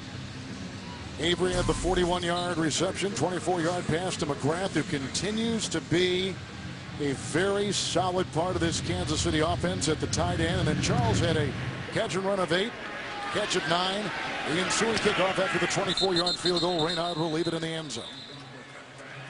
So with 2 timeouts and 9 seconds remaining, it'll be 1st and 10 for Tennessee at the 20. But they do get a little bit of hope on the heels of that last drive, which Fitzpatrick engineered all the way to a goal-and-goal situation. Started to make some plays against a blitzing, ravenous defense for the Kansas City Chiefs. The fact that Fitzpatrick was able to make some plays, maybe it'll force the Chiefs to take the foot off the pedal a little bit and create some room. It all started, I thought, with the run by Jackie Battle. His ability to get to the second level in the running game, open things up, throwing the football. Battle had the 36-yard run. That was huge. And we go to halftime for the undefeated Kansas City Chiefs on top 13-0 over Tennessee. We'll be back with the Verizon halftime report after this message and a word from your local station. You're watching the NFL on CBS. 2 first-place teams battling here this afternoon. Unbeaten Kansas City shutting out the Titans 13-0. Diet Pepsi encourages fans to bid on pink gear to benefit the NFL. Encourages fans to bid on pink gear to benefit the NFL's A Crucial Catch campaign. Show you're a fan enough by visiting NFL.com/auction to bid for pink. There is a lot of pink. We are where I'm wearing pink. You got a little bit of pink. Yeah, I got the ribbon. I'm supporting. Very supportive. Got this free NFL tie. First half thoughts. Well, I really think it's about the way that Alex Smith is able to manage his offense, and they're able to move the ball. He's got 13 completions to 7 different receivers, so he's spreading it around against a very tough and feisty Tennessee Titans defense. And then for Kansas City, you know, Alex Smith is using his defense to really just manage the game. His Chiefs defense has forced 5 3-and-outs by the Titans offense. They're punting the ball. They're not able to do much. And right now, Kansas City really controlling the line of scrimmage on both sides of the ball. The Chiefs did win the opening flip of the coin. They did receive right off the bat, and so they'll be kicking off to begin the second half here. Look at Mike Munchek, who gives such a commanding presence. Bruce Matthews is one of his offensive assistants. We got 2 Hall of Famers on one staff. Jerry Gray is one of the great players to play in this game. You're talking about a deep and talented coaching staff here in Tennessee. And I think the halftime adjustments is going to be keep hammering away at the running game. You saw Jackie Battle was able to scamper loose. That's when they did get something going. Got all the way inside the 1-yard line, came away with nothing. But when they're able to run the ball, I think it'll open up some things at the second level in the passing game for Ryan Fitzpatrick. We've had turnovers both ways, and here we go. The second half is underway. Reid gets under this one, and he'll bring it out 9 yards deep. And he was hit hard by Hussein Abdullah from Washington State. 26-yard return. And going back over the first half, some of the key plays. Well, we talk about the muff punt early in the ball game. Renaud was back to receive it. Damian Williams, the ball hits him, and then it kicks all the way back. Marcus Cooper able to recover for a touchdown for the Chiefs. And look at the Chiefs defense just slamming the door shut right at the 1-yard line. Jackie Battle going for it on 4th and goal. The Titans come away with nothing after moving the ball finally, at least on 1 possession in the first half, but they don't get anything for it. And let's see if there's any carryover here to the second half. 1st and 10 for Ryan Fitzpatrick, taking the place of the injured Jake Walker. A tackle made by Justin Houston after a gain of 4 by Chris Johnson to the 22. You know, the Titans went out and spent a lot of money on to revamp their offensive line, and look what they get for it in the first half. 5 punts. They lose the ball on downs, as we showed you. 4th and goal. They couldn't get anything out of the 10-play drive, and then they had to take a knee just before halftime. But this offensive line's got to start getting some movement to create some room to run the football. Devito, who was injured in the first half, is back in the game. Ali can't bring down Fitzpatrick. It's a foot race with Smith. And look at Ryan Fitzpatrick to the 48-yard line. A terrific run of 26 yards and a first down for Tennessee. One of their best plays of the day. We said that he had a different skill set than Jake Locker, and Locker's known to be much more nimble in terms of running the football from the quarterback position. But look at Fitzpatrick, showing that he's no slouch when he decides to tuck it and go. Drafted by St. Louis in the 7th round, played at Cincinnati, 4 years in Buffalo, the last 3 years as a starter. 1st and 10, Chris Johnson. Bouncing. Derek Johnson can't get him, and once again, another tackle by Justin Houston, a loss of 4. Back to the 43. Well, these linebackers are so good. Oof. Justin Houston, Derek Johnson. Look at them. They're able to come, and here's Tamba Ali there, and then look at Houston. What is the containment of the football, not allowing Chris Johnson to get outside? Look, see, Ali stays outside, and then there's Derek Johnson getting penetration, then Houston clamping in. So if you can keep him contained in the pocket, you do a much better job of neutralizing the speed of Chris Johnson. Second down and 14. And a low sliding Delaney Walker catch with Demps right there at the 49. And a pickup of 8 yards on the play. And he's going to create a favorable third down situation. At least it's not of the third and very long variety for Mike Munchek. That's what they have to do. I think they've got to do a better job of manufacturing yards on 1st and 2nd down so that they avoid these 3rd and long situations where the Kansas City Chiefs defense is just superior.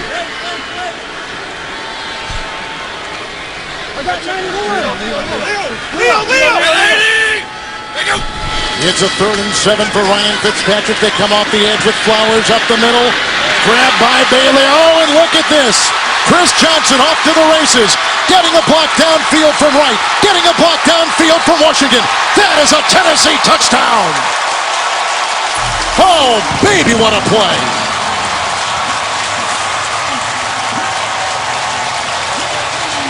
The mechanics of that were phenomenal. I don't know what the mechanics were. It's just ad-lib, make it up as you go for Ryan Fitzpatrick. Mike Munchak said, that's not what we drew up, but we'll take it. Look at the pressure. They have him contained. Just as they're about to sack him, he flips it over to Chris Johnson, who had missed his block, got up off the ground, and now it's just about the open field running and the talent and speed of Chris Johnson at the 2nd level. Picks up a block there on Dante Robinson. Once they seal that block, he's able to go in for a touchdown. Incredible and very improbable play. 49-yard touchdown pass. Of course, the pass was about 3 or 4 yards. Here's the Barones extra point, making it 13-7. Chris Johnson with the catch and run. 5 plays, 82 yards, just under 3 minutes.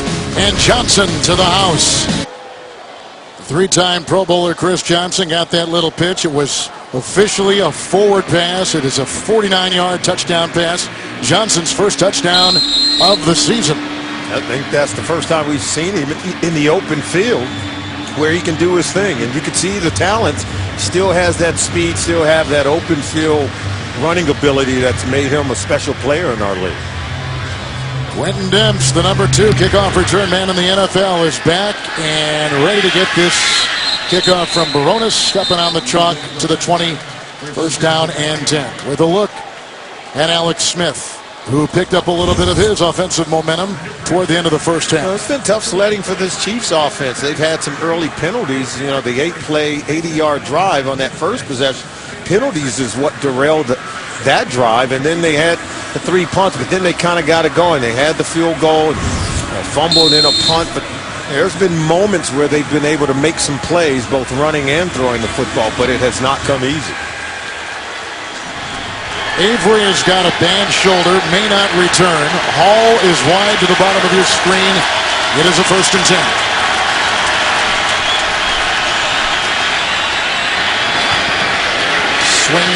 Screen pass. I don't know if there was a lineman out there. Yeah, it didn't look like it. Charles got it and falls right down. No gain on the play. He'll stay at the 20. On that play, Jamal Charles sort of got caught in the traffic. It was tough to even try to clear it to get himself free where he could catch the pass. Now we see Alex Smith going into managing the offense, getting a look at the defense, and getting them into the right play.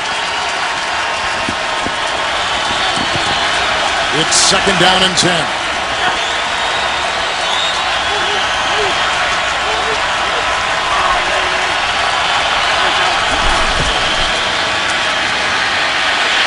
And he's looking deep for Charles.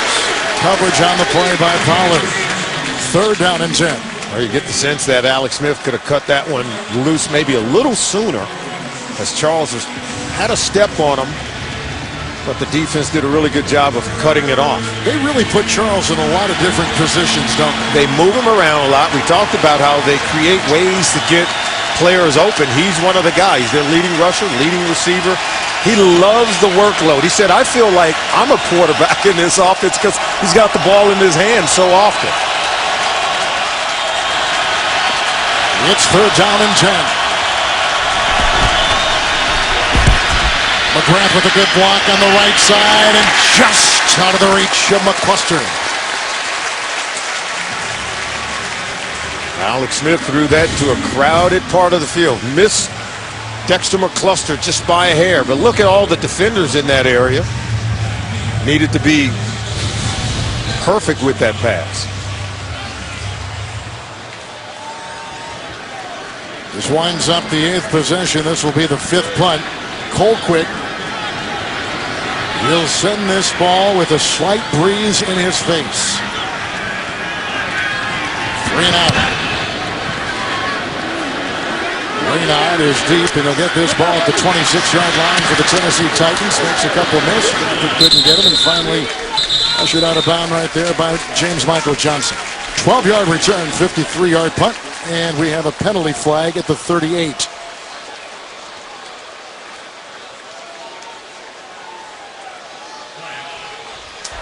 During the kick, holding, receiving team number 51, 10-yard penalty. There is no 51. All right, the Titan offense back out there after the 49-yard catch and run by Chris Johnson the last time. Well, they changed the penalty, and they put the penalty on the Chiefs, so they've marked it now to the 40-yard line, and it was declined by the Tennessee Titans. The last drive, a good one, beginning with the quarterback rushing himself for 26. Ryan Fitzpatrick got something going. They talked about it at halftime. They needed a spark, and boy, did he spark them with his legs, and then improvisation on the flip pass over to Chris Johnson. Then the open field running after picking up some blocking right there to get Johnson into the end zone to get the Titans on the board for the first time in the game. Fitzpatrick has hit 6 of his last 7 after beginning the game 1 of 9. And flushed again right here. Here he goes. Looking close to a first down. Derek Johnson was the one to push it. 9-yard gain to the 49-yard line. Now as the Titans kind of get things going on offense, you see Ryan Fitzpatrick, as you mentioned, getting hot, throwing the ball, and his improvisation skills went between running and passing the football. Got to be careful not to turn it over. Remember, he talked about playing within himself when we talked to him on Friday, Kevin. Try to protect the football and still be productive on offense. Former Ivy League Offensive Player of the Year, second down and 1. Johnson is devoured. Wow. How'd you like to hit that line and see 92 right in front of your face, a gain of a yard? They do get the first down on the progress, even though Poe looked like he plugged that gap pretty well. Yeah, watch 92. Watch Poe. Look, penetration, then swallowing up ball carriers. He just can't get leverage to make the tackle because he has Johnson up so high, and give Chris Johnson a lot of credit to keep fighting forward for the first down. First and 10.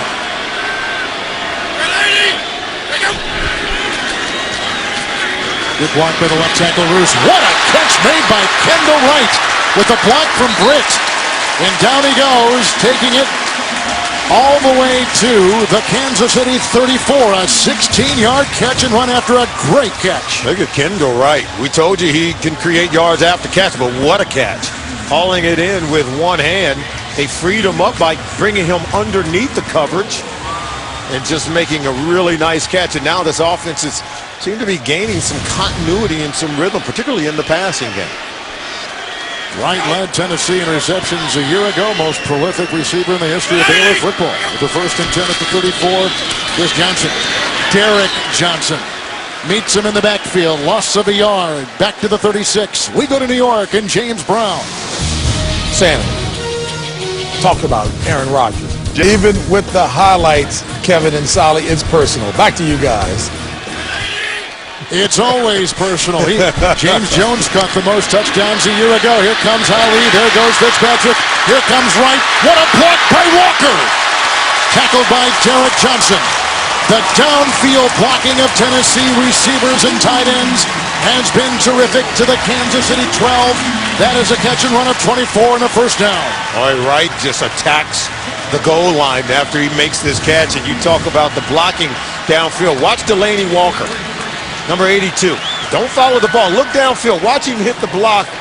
Look at that right there on Kendrick Lewis to get even more yards out of that catch by Wright. It's a first down to the Chiefs 12. Fitzpatrick with rhythm, and he's got his receiver, and a flag is thrown because it looked like the rookie Marcus Cooper got tangled up with the veteran, the 9-year veteran Nate Washington. He lost vision on the ball. Got tangled up. Holding. Defense number 31. 5-yard penalty. Automatic first down. He was tangled up with Nate Washington. And see, if you don't see the ball being thrown as you see 31, see, he loses sight of the ball. Yeah, it hits him in the back, but he was already making contact with Nate Washington as he was leaving the line of scrimmage. Washington coming into today and put together 2 consecutive 100-yard receiving days. He lines up wide again, 1st and goal from the 7.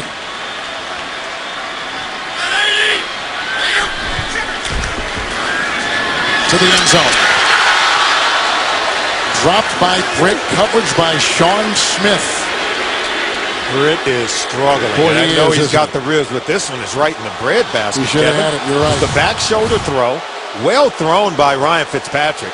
Well timed. Look at this ball. Look, right in the gut. All you got to do is hold on to it. And I know Sean Smith is contesting, but you know that's what receivers are paid to do. Catch the football. 3 drop passes by the Titans this afternoon. 2nd down and goal from the 7.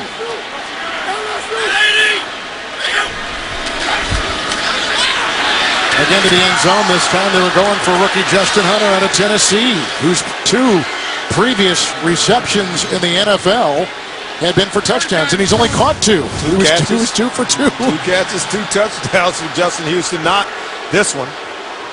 Good coverage by Sean Smith, raking him to the ground just as he makes contact with the ball. Now, they've thrown it twice at the end zone. They threw it one prior to getting the penalty and getting 1st and goal. Now they find themselves at 3rd and goal. See if they take another shot. Justin Hunter checks out. Bring back in Britt. Here comes Ali. There goes the swerving Fitzpatrick to the 4. Picks up 3. It was 3rd and goal at the 7. Now it's 4th and goal at the 3. And the Chiefs do their job. They're going to hold Munchek's Titans offense out of the end zone. They'll try for 3. On the right tackle, David Stewart just whiffed on Tamba Ali. Tamba Ali was on top of Ryan Fitzpatrick. As soon as he got the ball, that play was dead in the water simply because of the pressure provided by Tamba Ali. Ron Baronis, the 3rd most accurate field goal kicker in the history of the NFL. Pro Bowler in his past, 9-year veteran out of Auburn. He'll try to tack on some more. He does. 13-10. 6.5 to play in the 3rd. 2 good teams to start the season, beginning to play like it here in the second half offensively. Timeout. Back in Nashville, NFL fans, share your story about why you love NFL football. Go to NFL.com/together we make football for official rules and a chance to win a trip to Super Bowl 48.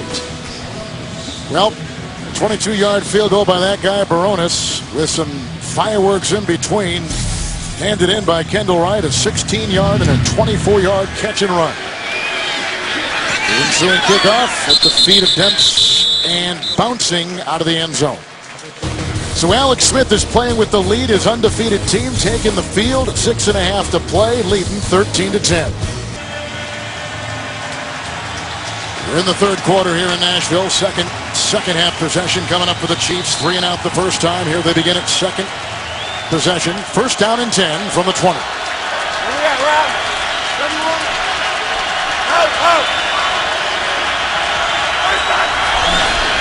Avery back in for the first time. This is Charles. He takes it up, meets the defense of Tommy Campbell in the secondary to the 28 and picks up 9 with a good burst right there. And now the Kansas City Chiefs, they have to pick up the pace. They've got to get something done. They went 3 and out on their first possession here in the second half, while the Titans have scored on each of their 2 possessions in the second half of the ball game. Second down and 1. Here comes Tua. That goes off to Bo. He is brought down on the play by Pollard. A catch and run of 11. A first down to the Kansas City 40. Give Dwayne Bowe credit for sticking with us. This is on his back shoulder. He hauls it in. And if Pollard is closer, look, he's going to be able to rob that ball and take it off his arm and run in for a touchdown. See, if he's closer in coverage right there, defensively, you could steal that one away, but Bo stays with it, hauls it in, creates yards after the catch, and a first down. Bo has caught 2 passes today. First and 10 from the 40. Charles rams his way into Albert. Nothing there. Hit by a host of players and just kind of bounced off his own guys. I guess touched by George Wilson going down. Mentioned Alex Smith got off to a great start in this ball game, but in the second half, Ryan Fitzpatrick has picked it up. Had the 49-yard touchdown flip over to Chris Johnson. He runs it in. He's got his team on the scoreboard in 2 possessions in the second half. 6 defensive backs, second down and 10.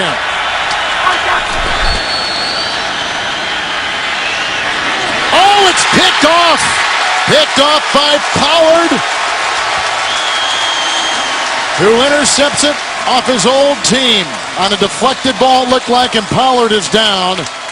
I think just maybe the wind knocked out of him.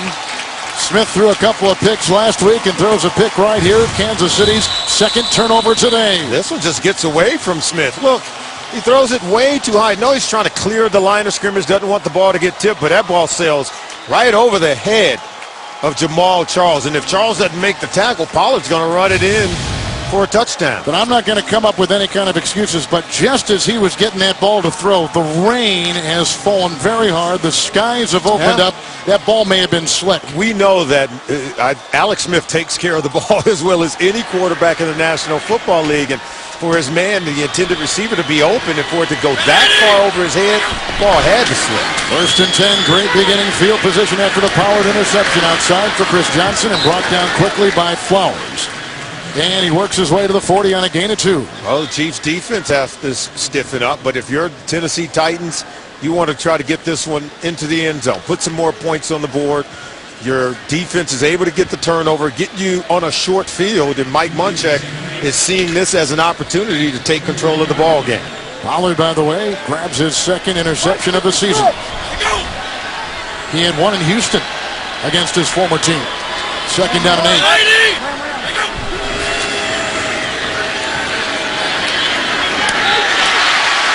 Down the play, 32-yard line. Connection to Nate Washington. It's close to a first down, hit by a couple of Chiefs on the play, including Cooper, and they'll put him at the 32. Oh, this offense, they're doing a much better job, Kevin, of protecting Ryan Fitzpatrick, keeping the pocket clean where he has vision down the field. Nate Washington, I thought that these receivers could win some one-on-one battles against this Chiefs secondary only if the protection held up, and it did on that play. It sure did.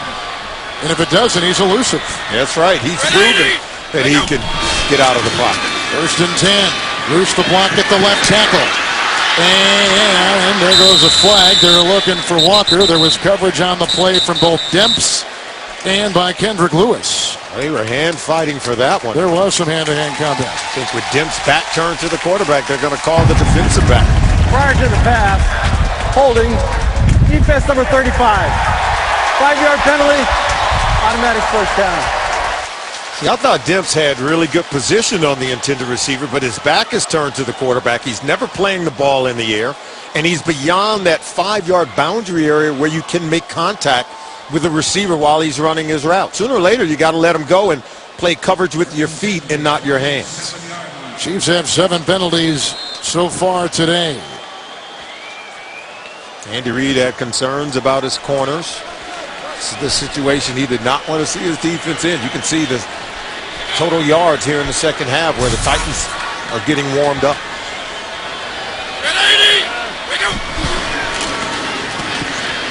Into 6 defensive backs. There's Barry jumping on the back of the receiver. Got that was Chris Johnson, the running back, to the 27, 26-yard line. Does it look like maybe they have unlocked a few things here for Fitzpatrick? More freedom, perhaps, using, I think you used the term gunslinger back in the first. He is that gunslinger, but I think where things have opened up, his ability to get out of the pocket and break down the defense. And I think once you scramble a few times, that slows down this pass rush.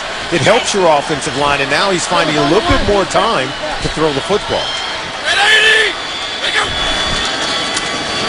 Johnson on 2nd down and 9. Nothing doing up the middle. And a stop right there by Bailey. A gain of a yard. Or make it Catapano. Excuse me. Mike Catapano, who is a rookie out of Princeton. 7th-round pick. Watch him hand this ball off to Johnson.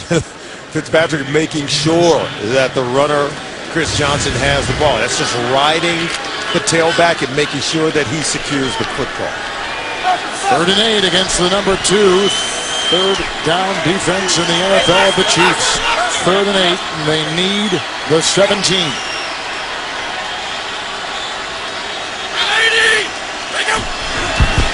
The blitz from Demps.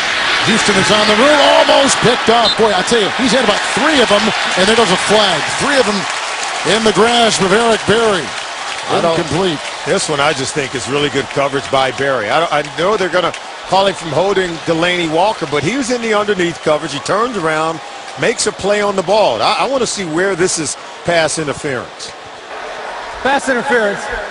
Defense number 29. Spot foul. Automatic first down. Eric Berry from the University of Tennessee. You know, you are allowed to touch the receiver. See right there, just can't turn him. See, there's no pass interference there. He never turned Delaney Walker. He made a play for the football. You can touch the intended receiver beyond the 5 yards down the field. You just can't turn them or inhibit their ability to make the catch. Fitzpatrick on 1st and 10 to the end zone and overshooting Washington with the coverage by Brandon Flowers. 1:56 to play here in the 3rd. Busy day in the NFL to New York and James. The law firm against his old squad. On 4th and goal, JB, since he's trying to make a statement, into the end zone, Ben Jarvis Green Ellis, 13-3, Bengals over the Patriots. Solomon, I have to hear Shannon throw it back to Kevin. Go ahead. With no regard for mankind. You're even better than Kevin at it. We can use him. I love it. 2nd down and 10. Good time. Wide open. Delaney Walker. Upended by Lewis. He's down to the 3. A 15-yard catch. 1st and goal, Tennessee. It's just a wide pop. Delay, wide pop. Look at that. It's wide open. Particularly when you get single high coverage from the safety in the middle. See, they fake one way to draw the safety, Kendrick Lewis, out of the middle of the field, and then they just come up and throw it right over to Delaney Walker. Had he been able to keep his balance, he really should have scored on the play had he taken his time. This is the 3rd goal-to-go possession. They've only gotten 3 points in the previous 2. All set up by the interception by Bernard Pollard. Battle is in. He takes it and crawls and can't find a whole lot there. Look like Jordan and Jackson combined to make the stop. It's a gain of a yard down to the 2. But just think of that, 2 goal-to-go situations so far in this game. Only 3 points to show for it. This is their 3rd. Yeah, they've got to be able to take advantage of these red zone possessions. They came into today's game having scored on every single one of their red zone possessions. Well, they've been very good in these goal-to-go situations. 3 tight ends and battle.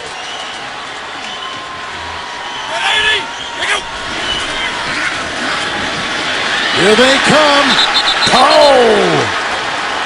Dontari Poe with a beautiful play up the middle and a sack, the fourth for him. He had 2 against the Cowboys. He throws them for a 6-yard loss back to the 9. Yeah, it just took too long for this play to develop. Look at Poe right here.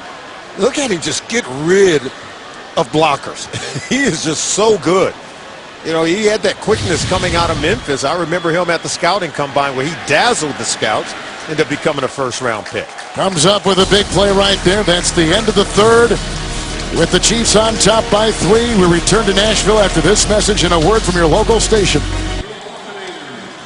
Chiefs began this game back on the very first possession with a punt that was recovered in the end zone as Tennessee muffed it. Marcus Cooper jumped on it. Otherwise, we've had fumbles and field goals, and the big play that has really kind of got the Tennessee Titans and their coach, Mike Munchek, back in gear was a 49-yard catch and run by Chris Johnson. Right now, 3rd and goal at the 9 to open up the 4th quarter. Wright, who had left earlier with an injury, back in as you see. Pocket down again. He gets by Houston. He's inside the 5 and takes it in.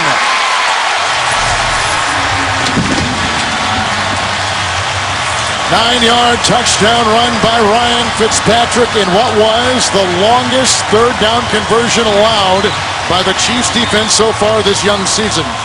Oh, it's just a gutsy performance by Ryan Fitzpatrick today. And we thought they were giving up something, having him replace Jake Locker, who's known more for his ability to run the ball, but it's been Fitzpatrick making more plays with his legs today than he has with his arm, running in for the touchdown as the Titans take the lead to start the 4th quarter.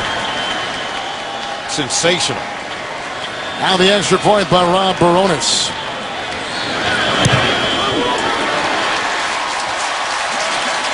Tennessee takes their first lead today. On top now, 17-13, and the backup quarterback, the 9-year veteran, diving in for 6. Well, the Titans cash in on a Bernard Pollard interception. Fitzpatrick rams it in with his own 2 legs from 9 yards away. There was a big pass to Walker for 15. The Tennessee Titans have scored 17 unanswered second-half points on the Chiefs. And the ensuing kickoff by Baronis. Dents on the run from the 5. He's got a head of steam, and the kicker brings him down. Kicker brings him down after a 33-yard return with the ball going near the 40-yard line. Chiefs for the first time today are down. 1st and 10 from the 41.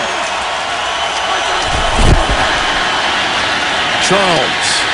Blocked by McGrath. Blocked by Poe. Does not open up, and he got a room for Jamal. And he picks up maybe a half yard at the most near the 42. Kevin, we always say that turnovers are the great equalizer. You come into today's game, these are the best teams when it comes to the turnover ratio, tied for first with a +9 for the Tennessee Titans and the Kansas City Chiefs. You get the interception by Alex Smith that sets up the score for the Titans. You get the sense that whoever can protect the ball the best, that's who wins the game.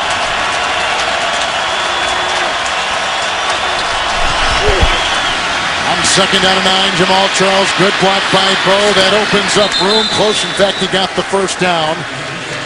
As good receiver blocking for him opens up a gain of 10 to the 48. Watch Stevenson, 79. He gets out in front of it. He's getting blocks down the football field. They just do a really good job of creating a convoy for Jamal Charles, and you see his nifty footwork to get to the second level. You see his numbers there on the top, 13 carries and 69 yards, 1st and 10 from the 48. Smith, deflected. Deflected by Bernard Pollard, who had the interception the last time he was out there on defense. And we take you to New York and James. Shannon, did you have Ray Rice? I said he was the guy you should be put on your fantasy team if you could. 3-yard touchdown run, his second of the day. Ravens are out in front, 23-13 over the Dolphins. 12:06 left in regulation, Kevin, and Solly. That's a good one. They're finally going to run the ball this week after running it only 7 times last week against the Buffalo Bills in that loss. And you can see Baltimore's had success in Miami. 2nd down and 10. So Tua is chasing Charles, and then they fall on each other with Campbell over there making the stop, and that's a gain of 4. They'll want to run into the 44-yard line of Tennessee. Some physical play at the safety position for these Tennessee Titans. We saw Bernard Pollard. You know he's a thumper. Michael Griffin coming up from the 2nd level, laying licks on Jamal Charles.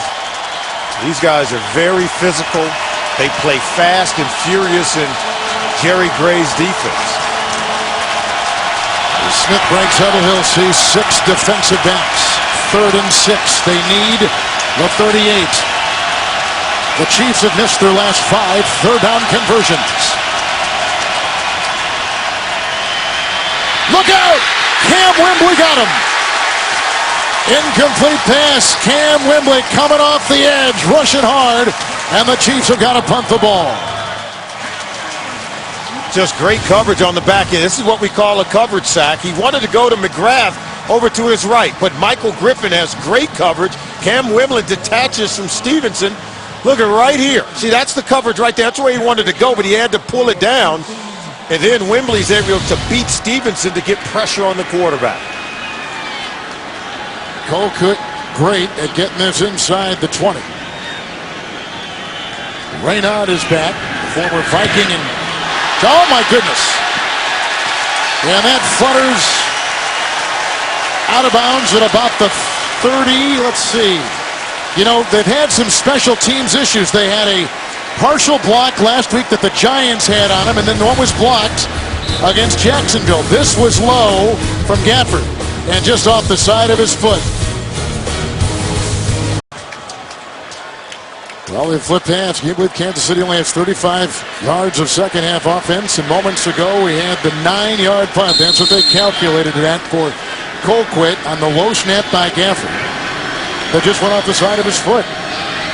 Like we said, they had some punting issues previous to this against the Giants in Jacksonville. Fitzpatrick now with a lot of confidence.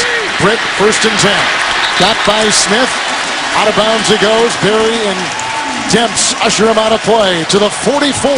It's a catch of 9 for Kenny Britt, his first catch today. Well, if you get Kenny Britt going, then you know this offense is going, because he's waking up. He's put a few on the ground today, and they continue to go back to him, trying to allow him to come out of that funk. You see Sean Jefferson, wide receiver coach, he's doing a great job. This wide receiving core, Kendall Wright, Justin Hunter, getting these young guys to play at a high level. Kenny Britt is the all-time leading receiver coming out of the Big East Conference out of Rutgers. 2nd down and 1 on the 44. Low and almost uncatchable. Damian Williams was covered by Sean Smith. It'll be 3rd and 1. Only CBS has the #1 news show on television. CY 15 million viewers are laughing with Robin Williams and the new hit comedy The Crazy Ones. Thursday at 9, 8 Central on America's most watched network. Mike Munchek played his entire career with the Oiler organization. Now is in his 3rd season, taking the place from Jeff Fisher. 3rd down and 1. That's caught. Kenny Britt again. Cooper was defending, or they say it hit the ground. It hit the ground, wow. And it is. It's not complete, is what it is. They're saying that it's incomplete. There it is. Ball did come out and hit the ground. Kenny Britt is really struggling to haul balls in. His confidence, make Solomon. the catch. You know, I know the defenders draped all over him, but that was a catchable ball. Real good throw from Ryan Fitzpatrick. On a 3rd and 1 situation, Mike Munchak saying, man, I can't believe we can't stay on the field after the protection and after the throw and the potential to make the catch. Tennessee now 0 of 3 on 3rd and 1 today. They've scored 17 unanswered points and lead the Chiefs, and getting ready to punt the ball here. The personal protector is George Wilson, the 21.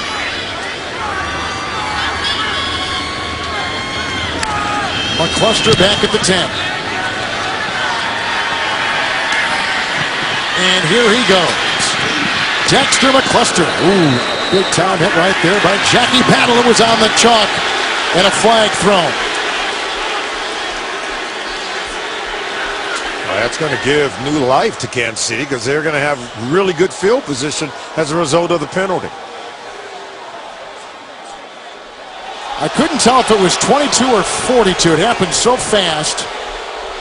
I got to tell you. And it was Jackie Battle. I got to tell you, though, he was still in bounds at the time he was hit. He wasn't so far out of bounds. That's, in my mind, not an illegal hit. McCluster could have saved himself and gotten out of bounds. He's still in bounds when he takes that shot. This is football, last I checked. There is no foul for hitting a player out of bounds. The contact started while the player was inbounds. There you go. Timeout. Yeah, last I checked, you can't hit the man as long as he's in bounds. Boy, would you be fined if you played today. Timeout. What's your read on this Kansas City defense in the second half? Oh, they're not getting any momentum. They're not able to run the football here in the second half. And, you know, Alex Smith, it was raining. It's now stopped, but he's had a ball slip out of his hand, resulting in an interception. Smith is only one of his last 6. A little bit of time here, a little bit underthrown to McGrath. Did he scoop it up? Looked like he did. No, incomplete. Waved off by the guy on the other side of the field at the 36-yard line. But the defense of the Titans has been good. Give a lot of credit to this Titans defense because they're getting after Alex Smith now, starting to touch him up a little bit. Overthrow there, ball off the hands of his intended receiver, and you see the pressure on the quarterback. The key for this Titans defense is they're not allowing anything on first or second down for Alex Smith, forcing him into third and long situations. O.J. Jenkins, one of the 3 receivers into the nickel, 2nd and 10. Smith. And caught by Pollard. There he goes. Did he step out of bounds? He did at the 49. He stepped out of bounds at and it was just that close. Well, I gotta tell you, that's a risky play by the defensive back coming in. You've got to make this play, and it's just a good throw. He drove this one, did Alex Smith, right in the breadbasket. Michael Griffin, you've got to be able to make that play. And it looks like Bo just barely touched the chalk, if he did at all. And Michael Griffin, that was a risky play. If you go for the ball there, you've got to get the receiver out of bounds. Now just 4 defensive backs on 1st and 10. Charles making his way to the 47. Not a whole lot there, brought down by Devito. It's a gain of 2. The ability for Andy Reid and his quarterback to stay ahead of schedule and get some kind of gain on first down. And as you see, it's 2nd and 8. Now that leaves you the option, maybe pick up 4 or 5 and leave yourself a 3rd and manageable. When they can create plays on first down, that's when the drive tends to go well for Kansas City.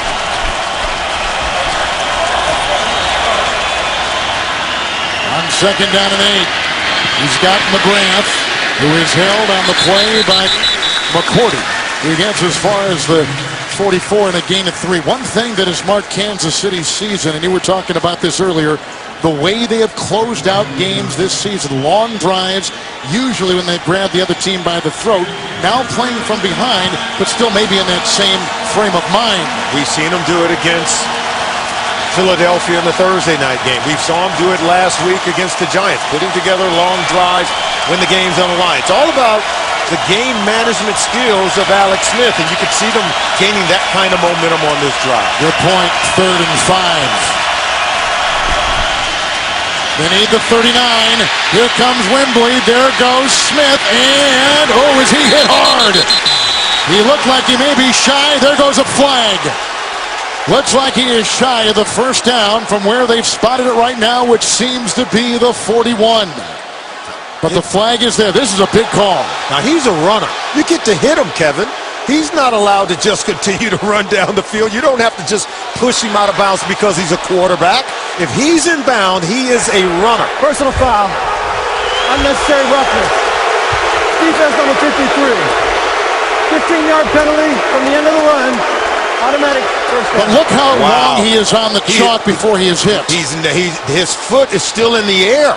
Well, and he just touched the chalk. I just think that you've got to, if that was a running back, I think you're able to hit him. Now, I do believe that as a defender, you can't launch yourself into midair. Now watch, this is bang, bang play here. See, he's already launched when Alex Smith is inbounds, and at the last second, Alex begins to step out of bounds, and then contact is made. He only gained 3 on a 3rd and 5, but the penalty gives him a first down. Huge play on 3rd down because he was short of the first down mark. On the Titan 27. Albert the block. Charles hitting the deck. Campbell with the stop. 18-yard line, and Jamal Charles picks up 9 right there. Well, the fans here in Nashville aren't happy with that call, but really it's about the defense's ability to recalibrate, refocus, and to come away with a stop. But this is where we told you that Alex Smith and this offense, his ability to manage situations, I think is at a very high level, on par with some of the best quarterbacks in our league. Chad Hall atop your screen is the receiver. 2nd one. Jamal Charles, Albert the block. And Jamal Charles has just passed Christian Okoye for the Nigerian Nightmare for number 3 on the all-time Kansas City rushing list. He picks up 2, put him at the 16. And Okoye, who is such a huge part of Kansas City past running success, gives way to Charles to number 3. And now he has his sights on who? Larry Johnson, Priest Holmes. He's going to be running for a while in this Andy Reid offense. How about the red zone struggles of the Chiefs today? 1st and 10. Let's see here. Smith, the fullback Sherman, and bulldozing his way to the 9. Picks up 8. Backed by a host of players, including McCourty and others. Alex Smith, he talked about learning the battle of field position and managing a game from Urban Meyer. He said Urban Meyer kept charts on wherever you have the ball, that the percentage of scoring based on field position, and he's adopted some of those traits, and that's what's going through his mind when he takes every single snap. It's all about managing the ball and time of possession, for the Chiefs are one of the best in the league in that area. 2nd down and 2, Gray in the backfield. Smith, Bow, and that is a tackle at the 1. He didn't get in, pinballing off defenders, picks up 7. 1st and goal to go, the Chiefs. I thought he was able to reach across that goal line. This is a very interesting play. Look right here. You're going to see him stick that ball out just the last minute. No, he's not able to make it. Really good gang tackling by the Tennessee Titans defense. 10th play of the drive. The Chiefs started this drive at their own 34. Charles is in. McGrath coming wide. Smith, incomplete. Bow, and a flag. And the coverage on the play by George Wilson. I don't know that you can play it any better than that if you're George Wilson. He's draped all over Bow, but he can't let Bow push him off. He's trying to knife under. This is some tight officiating. Can't breathe on the receivers, and you can't touch a quarterback. Pass interference. Spoken. Defense number 21. Half it into the goal. Automatic first down. You be the judge. Is this pass interference? Now, he's within that 5-yard boundary, but see, he's holding on. And I think that's a good call by the official because he had jersey. Now, remember, within 5 yards of the line of scrimmage, you can have your hand on the receiver. You can mug him if you want, but you just can't grab him and keep him from trying to catch the ball when you're not trying to go for the ball yourself. 1st and goal. Charles is in for the touchdown. The Chiefs have done it again. Another long drive. This 10 plays. Pull up your drawers, my man. Pull up your drawers. You just put the Chiefs, your team, on top, 19-17. Well, they just powered in off the left side. Jeff Allen, the left guard. Brandon Albert, the left tackle. Movement, containment of the line of scrimmage, getting a push. Every blue jersey is playing in the end zone, and that's where Charles is able to take it in for the go-ahead touchdown. They even tried to depant him, and it wouldn't work. And he got in, and Charles has got the touchdown. Boy, what an important personal foul, called a 15-yard personal foul on 3rd down. The extra point makes it a 3-point Kansas City lead, and 6:23 to play. A beauty in Nashville. Charles takes it in with a great entourage for 6. Well, we talked about the fourth quarter drives, long, time-consuming, importantly placed drive for the Chiefs this early season. Andy Reid with the play calling sheet and the management skills of his quarterback, Alex Smith. Those long drives in the fourth quarter, clock-killing drives to take the lead. It really does break the will of your opponent. Let's see how the Titans are able to handle it. Still plenty of time for Ryan Fitzpatrick to come back at Alex Smith, but you got to be really happy with Alex Smith if you're Andy Reid. And what about the penalty? A 15-yard personal foul on Foku, who hit the running quarterback Smith, who was on the chalk. And it's tough because Foku launched himself while Alex Smith was still in bounds. Rain is falling hard once again here in Nashville onto the end zone and away. The Chiefs have just gotten their first offensive touchdown today on a 1-yard run by Charles. Let's take a look at that penalty by Foku. Okay, stop it right there. See, he's still in bounds, and then Foku's already left his feet. Now, what else can you do? Now, go ahead and roll it. Now, I know when you slow it down, it looks like he could have done something else, but to me, I just think that you've got to allow defenders to fight and defend every blade of grass because it's a game of inches, and if Smith is able to get that extra inch, he's going to pick up a first down. Chiefs in the nickel. It's 1st and 10 for Fitzpatrick. Let's see how they respond. Down by 3. And it's intercepted, picked off by Cooper. Cooper just ripped it away. So great play by this kid. The ball's thrown high and a little bit outside. When we talk about contesting for the football, that's exactly what Cooper did. One guy wants it more than the other. Pass intended for Nate Washington. See, ball thrown on that back shoulder, and look at Cooper just seize the ball and wrestle it away from Nate Washington. That's a Class A interception at a critical moment in the ball game. And we began the broadcast today saying that in the last 5 years, no quarterback's interception rate was higher than the quarterback who just threw that in Ryan Fitzpatrick. You know, when you play in the National Football League, in every defensive room, when you talk about quarterbacks, we always say that a zebra doesn't change its stripes. If a guy throws interception, he's going to give you an opportunity. Now, we think Fitzpatrick's played a well of a ball game. He's done a good job of manufacturing plays. Had a touchdown throwing the football and a touchdown rushing. But that was the one opportunity, and you can see Kansas City took advantage of it. Every turnover reviewed. The previous play is under review. Marcus Cooper is a very interesting story. He was a terrific high school wide receiver. They recruited him as a receiver. They changed him to a quarterback late in his Rutgers career. Drafted by San Francisco in the 7th, cut and reeled in by the Chiefs. After reviewing the... Cooper gets it. He's a work in progress. Had a good game last week against the Giants with a couple of deflected passes. Well, this is just a great play. He wrestles the ball away from Nate. 10 of them have come in the opponent's territory. This is Jamal Charles getting the block downfield from Sherman, and Griffin finally brings him down. The run to the 17. Picks up 15 as we pick up New York and James Brown. Indianapolis Colts. Yes, JB, down for Donald Brown. 3-yard TD run. It's on top. 6:38 left in regulation. Kevin and solid.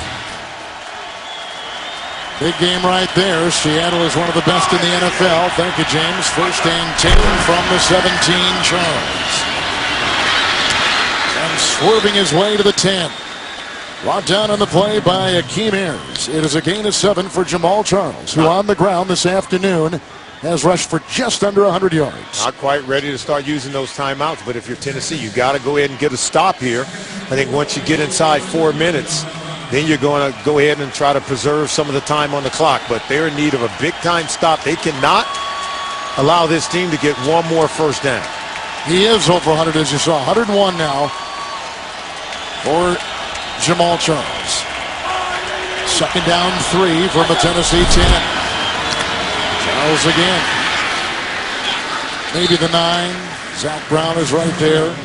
Tennessee had come back so well and scored the 17 unanswered and looked like they had captured the emotion and certainly the momentum of the game. But turnovers, as we said, are the great equalizer. As soon as you start turning the ball over, it really does limit your opportunities. Mike Munchek talked about it. He says that he told Ryan Fitzpatrick, you don't have to do it all by yourself.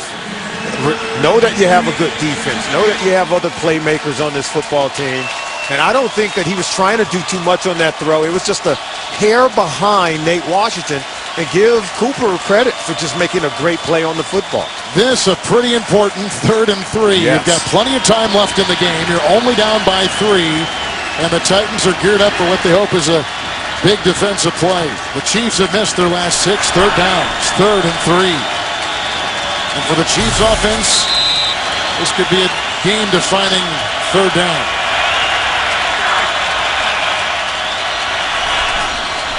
Smith, flag, false start. So now, 3rd and 8. False start. Offense.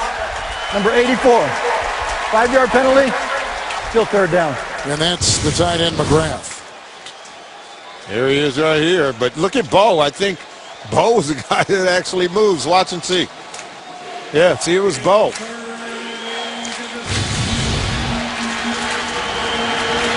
No chance of defense here. 3rd and 8. They need just inside the 8.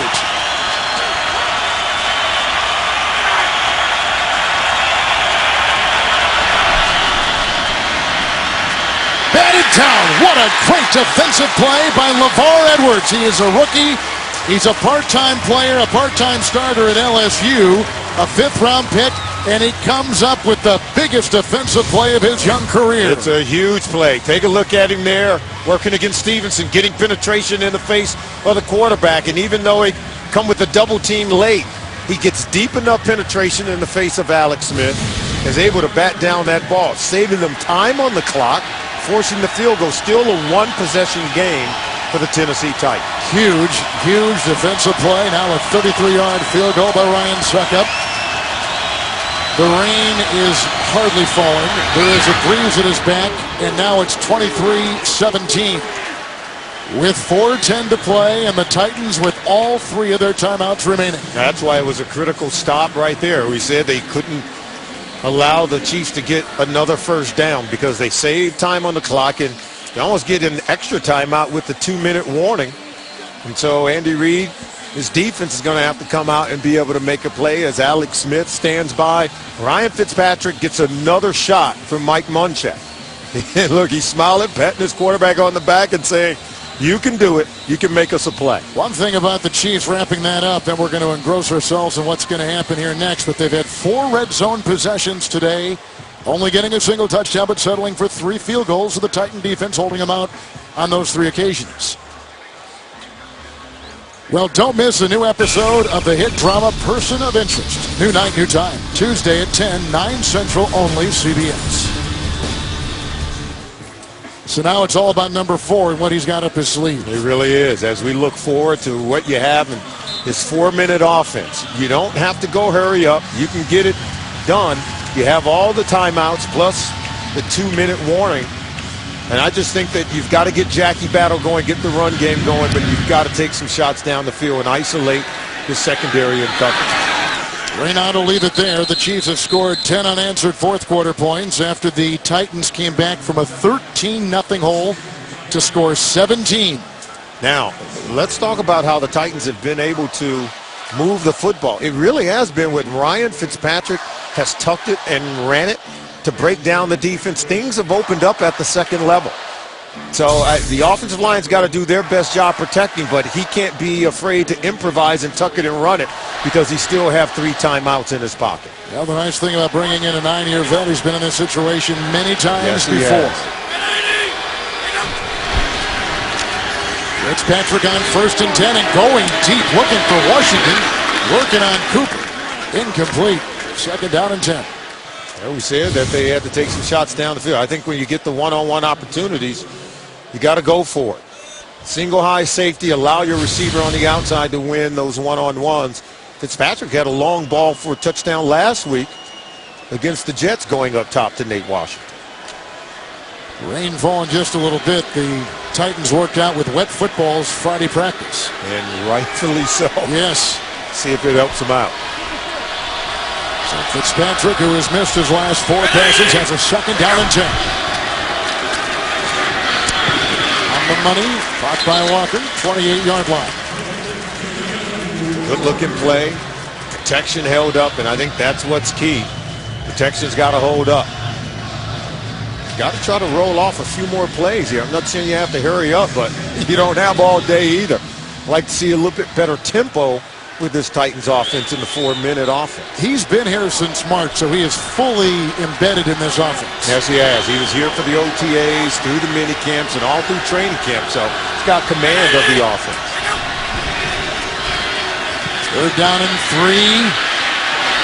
And forces it in there. What a catch by Wright right in front of Flowers. And he gets the ball at the 39. He picks up 12. That is a Tennessee first down. Now that impressed me, Fitzpatrick. Look at the protection he's got. He drills this one in there with great authority and velocity. That ball came out for a hair. Flowers had a hand on it, and it just sat right on the lap of Wright. Incredible.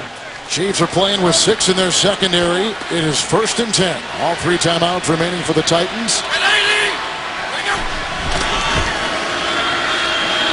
And he goes long, and it's intercepted by Demps on a pass intended for Damian Williams. There goes Quentin Demps, and that may seal it for the Chiefs. Another interception thrown by Ryan Fitzpatrick.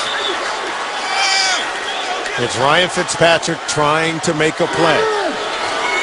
And we said you throw the ball to the outside against single coverage, but this one is thrown just a little bit behind Wright. Flowers makes a play off of it.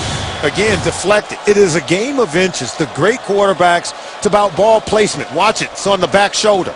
See, that back shoulder allows Flowers to make a play on it, and Demps, you know, you intercept all tips and overthrows, and this is what we're talking about. Demps takes advantage of it, makes a play for the defense. 35-yard return, which puts the ball at the 33-yard line of Tennessee. Not only do they get the ball, but they have it deep in Titan territory. You'll see them run it. They'll load up, and they'll run it to kill clock.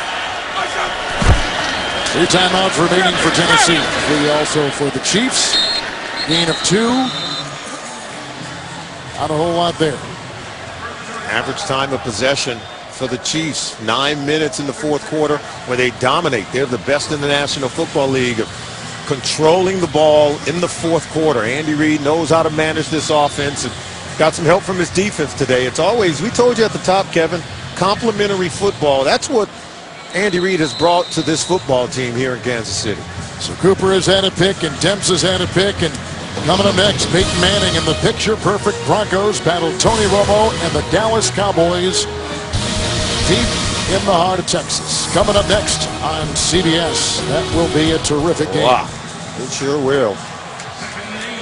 They're playing now with Monty Kiffin there, that Tampa 2, and that's going to change the defense and made Dallas's defense better. Peyton's going to have to be very patient going up against that style of defense. They're not going to give you the long ball. 2nd and 8, he'll hit the deck.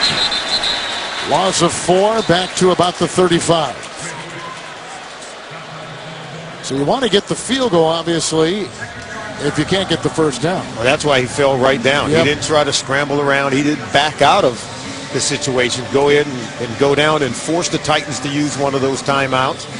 Did the right thing there, given the play. Of course, they would like to be able to get a first down here, at least get this clock under 2 minutes after this play. But if you're the Titans, go ahead and use that timeout to conserve time. What you don't want to do if you're Kansas City, you're not going to throw the ball on 3rd and 12. You throw it, it's an incompletion, the clock stops, and you give the ball over to the Titans with time. Right now it'd be about a 52-yard field goal.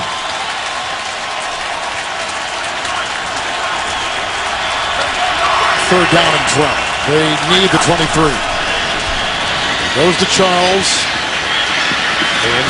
Griffin was there, and LeVar Edwards was there. It's a gain of 5, and they will put the ball at the 30. Well, I like the play call because by running wide, you kill more time off the clock, but yet he stays in bounds. It looked like it was a formation where you could either run it or throw it. They do run the football, so it was a smart play. You could see Andy Reid wasn't happy with one of his receivers, said, "You got a block for my runner." So what was going to be a 53-yard field goal now becomes a 48-yard field goal for Ryan Suckup. Perfect day in not the best of conditions on this natural grass, which is getting slipperier as the game goes on with the rain that is falling. I will say this, Kevin.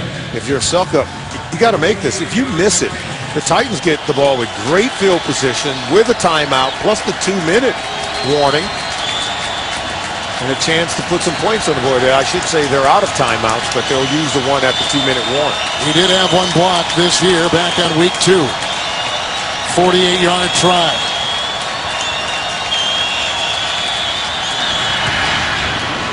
And that is right down the middle and gives the Chiefs a lead at 2:12 of 26-17. A huge 48-yard field goal. That's the 4th he's made today. He's also made from 33, 24, 29, and this baby good from 48. Now that makes it a 2-possession ball game as you take a 9-point lead. That is huge for the Kansas City Chiefs. Now that might bring a smile to the face of Andy Reid.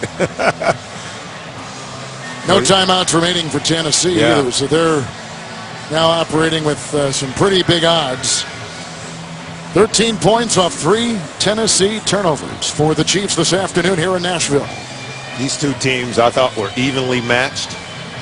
Really great defenses, quarterbacks who understand how to manage the ball game.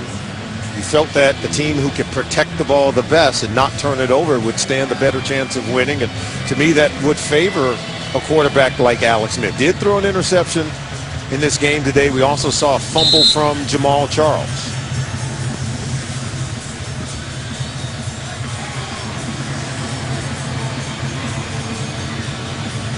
Chiefs knew this would not be easy. They had all the respect in the world for the 3-1 Titans coming in. He'll leave it in the end zone.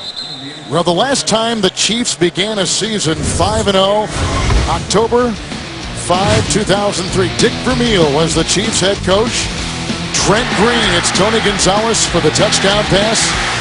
Broncos were up late, 23-17, 4th quarter, when Dante Hall returned a punt 90 yards for the touchdown.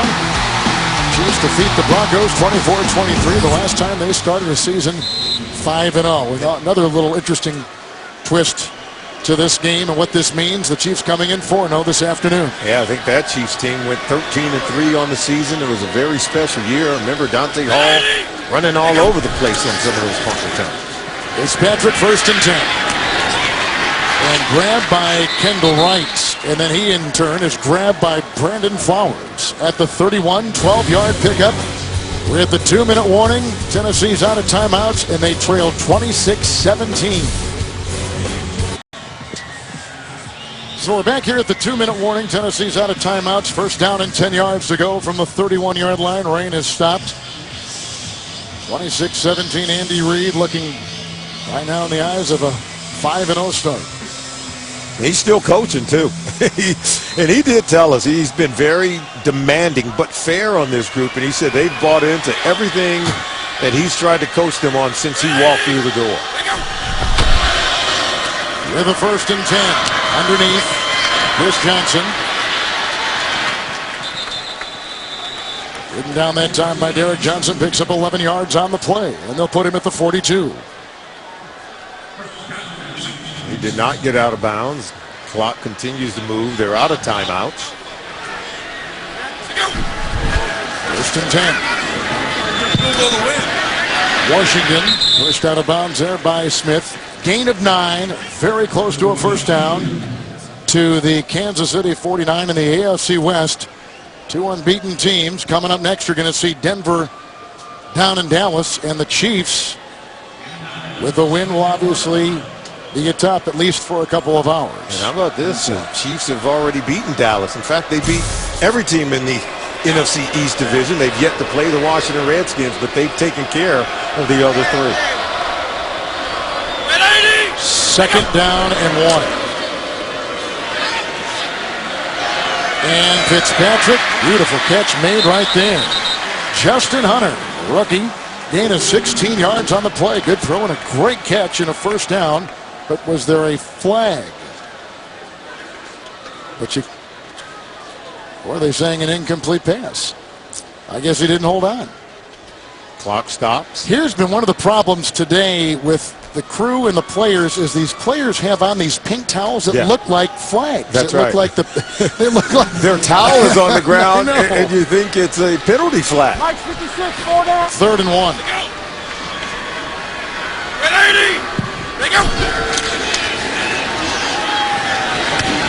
Back down beautifully on the play by Smith. No, Sean Smith is coming. He's played really good. He was a unrestricted free agent pickup. He has played the best of all of their corners, and they've got some really good ones. And Dante Robinson, Brandon Flowers, and Sean Smith has probably played the best of all their corners. And how about Cooper's given them some play on the other side. He's had an interception, and then he recovered the muff punt for a touchdown today. Tennessee 0 of 4 on 3rd and 1. And this one is caught at the 36-yard line and grabbed downfield by Washington. 13-yard pickup. Clock, as you see, continues to roll. The team down by 9. Down it is Roos. Ali hit him. Bailey was there. All kinds of people were meeting at the quarterback in constant pressure. 3rd sack today, collected by the Kansas City defense. Tamba Ali comes around. Look, he's able to get by Roos. Usually the tackle who's recovering the fumble it was his guy who beat him. And so he's behind the play and he sees the ball come out. 4th and 12. Scrambling Fitzpatrick. He puts it over to the hands of the awaiting Jackie Battle, who then takes it for a 1st down, catch and run. Little shovel pass right there. Battle, who picks up 24, gets out of bounds. Clock at 2 seconds. Fitzpatrick does give this football team something, Kevin. Look, the ability to improv. You can see he's eluding defenders in the backfield, flips it over to Jackie Battle. He's going to go down and block. Look, he wants to go down and block. He does. He's hustling. You love the way he's playing it out. That's impressive. When his teammates go back to look at that on tape, they're going to see the quarterback still out there fighting for it. Baronis is going to be brought on to try a field goal with 2 seconds remaining. It's a 32-yarder. And it is no good. And that will be the final play of the game as the Kansas City Chiefs remain unbeaten and go to 5-0. The Titans will go to 3-2. Coming up next, a beauty, Game 2, the NFL on CBS doubleheader with the Denver Broncos and the Dallas Cowboys. For Solomon Wilcox, Kevin Harlan, so long from rainy Nashville. You've been watching the NFL on CBS.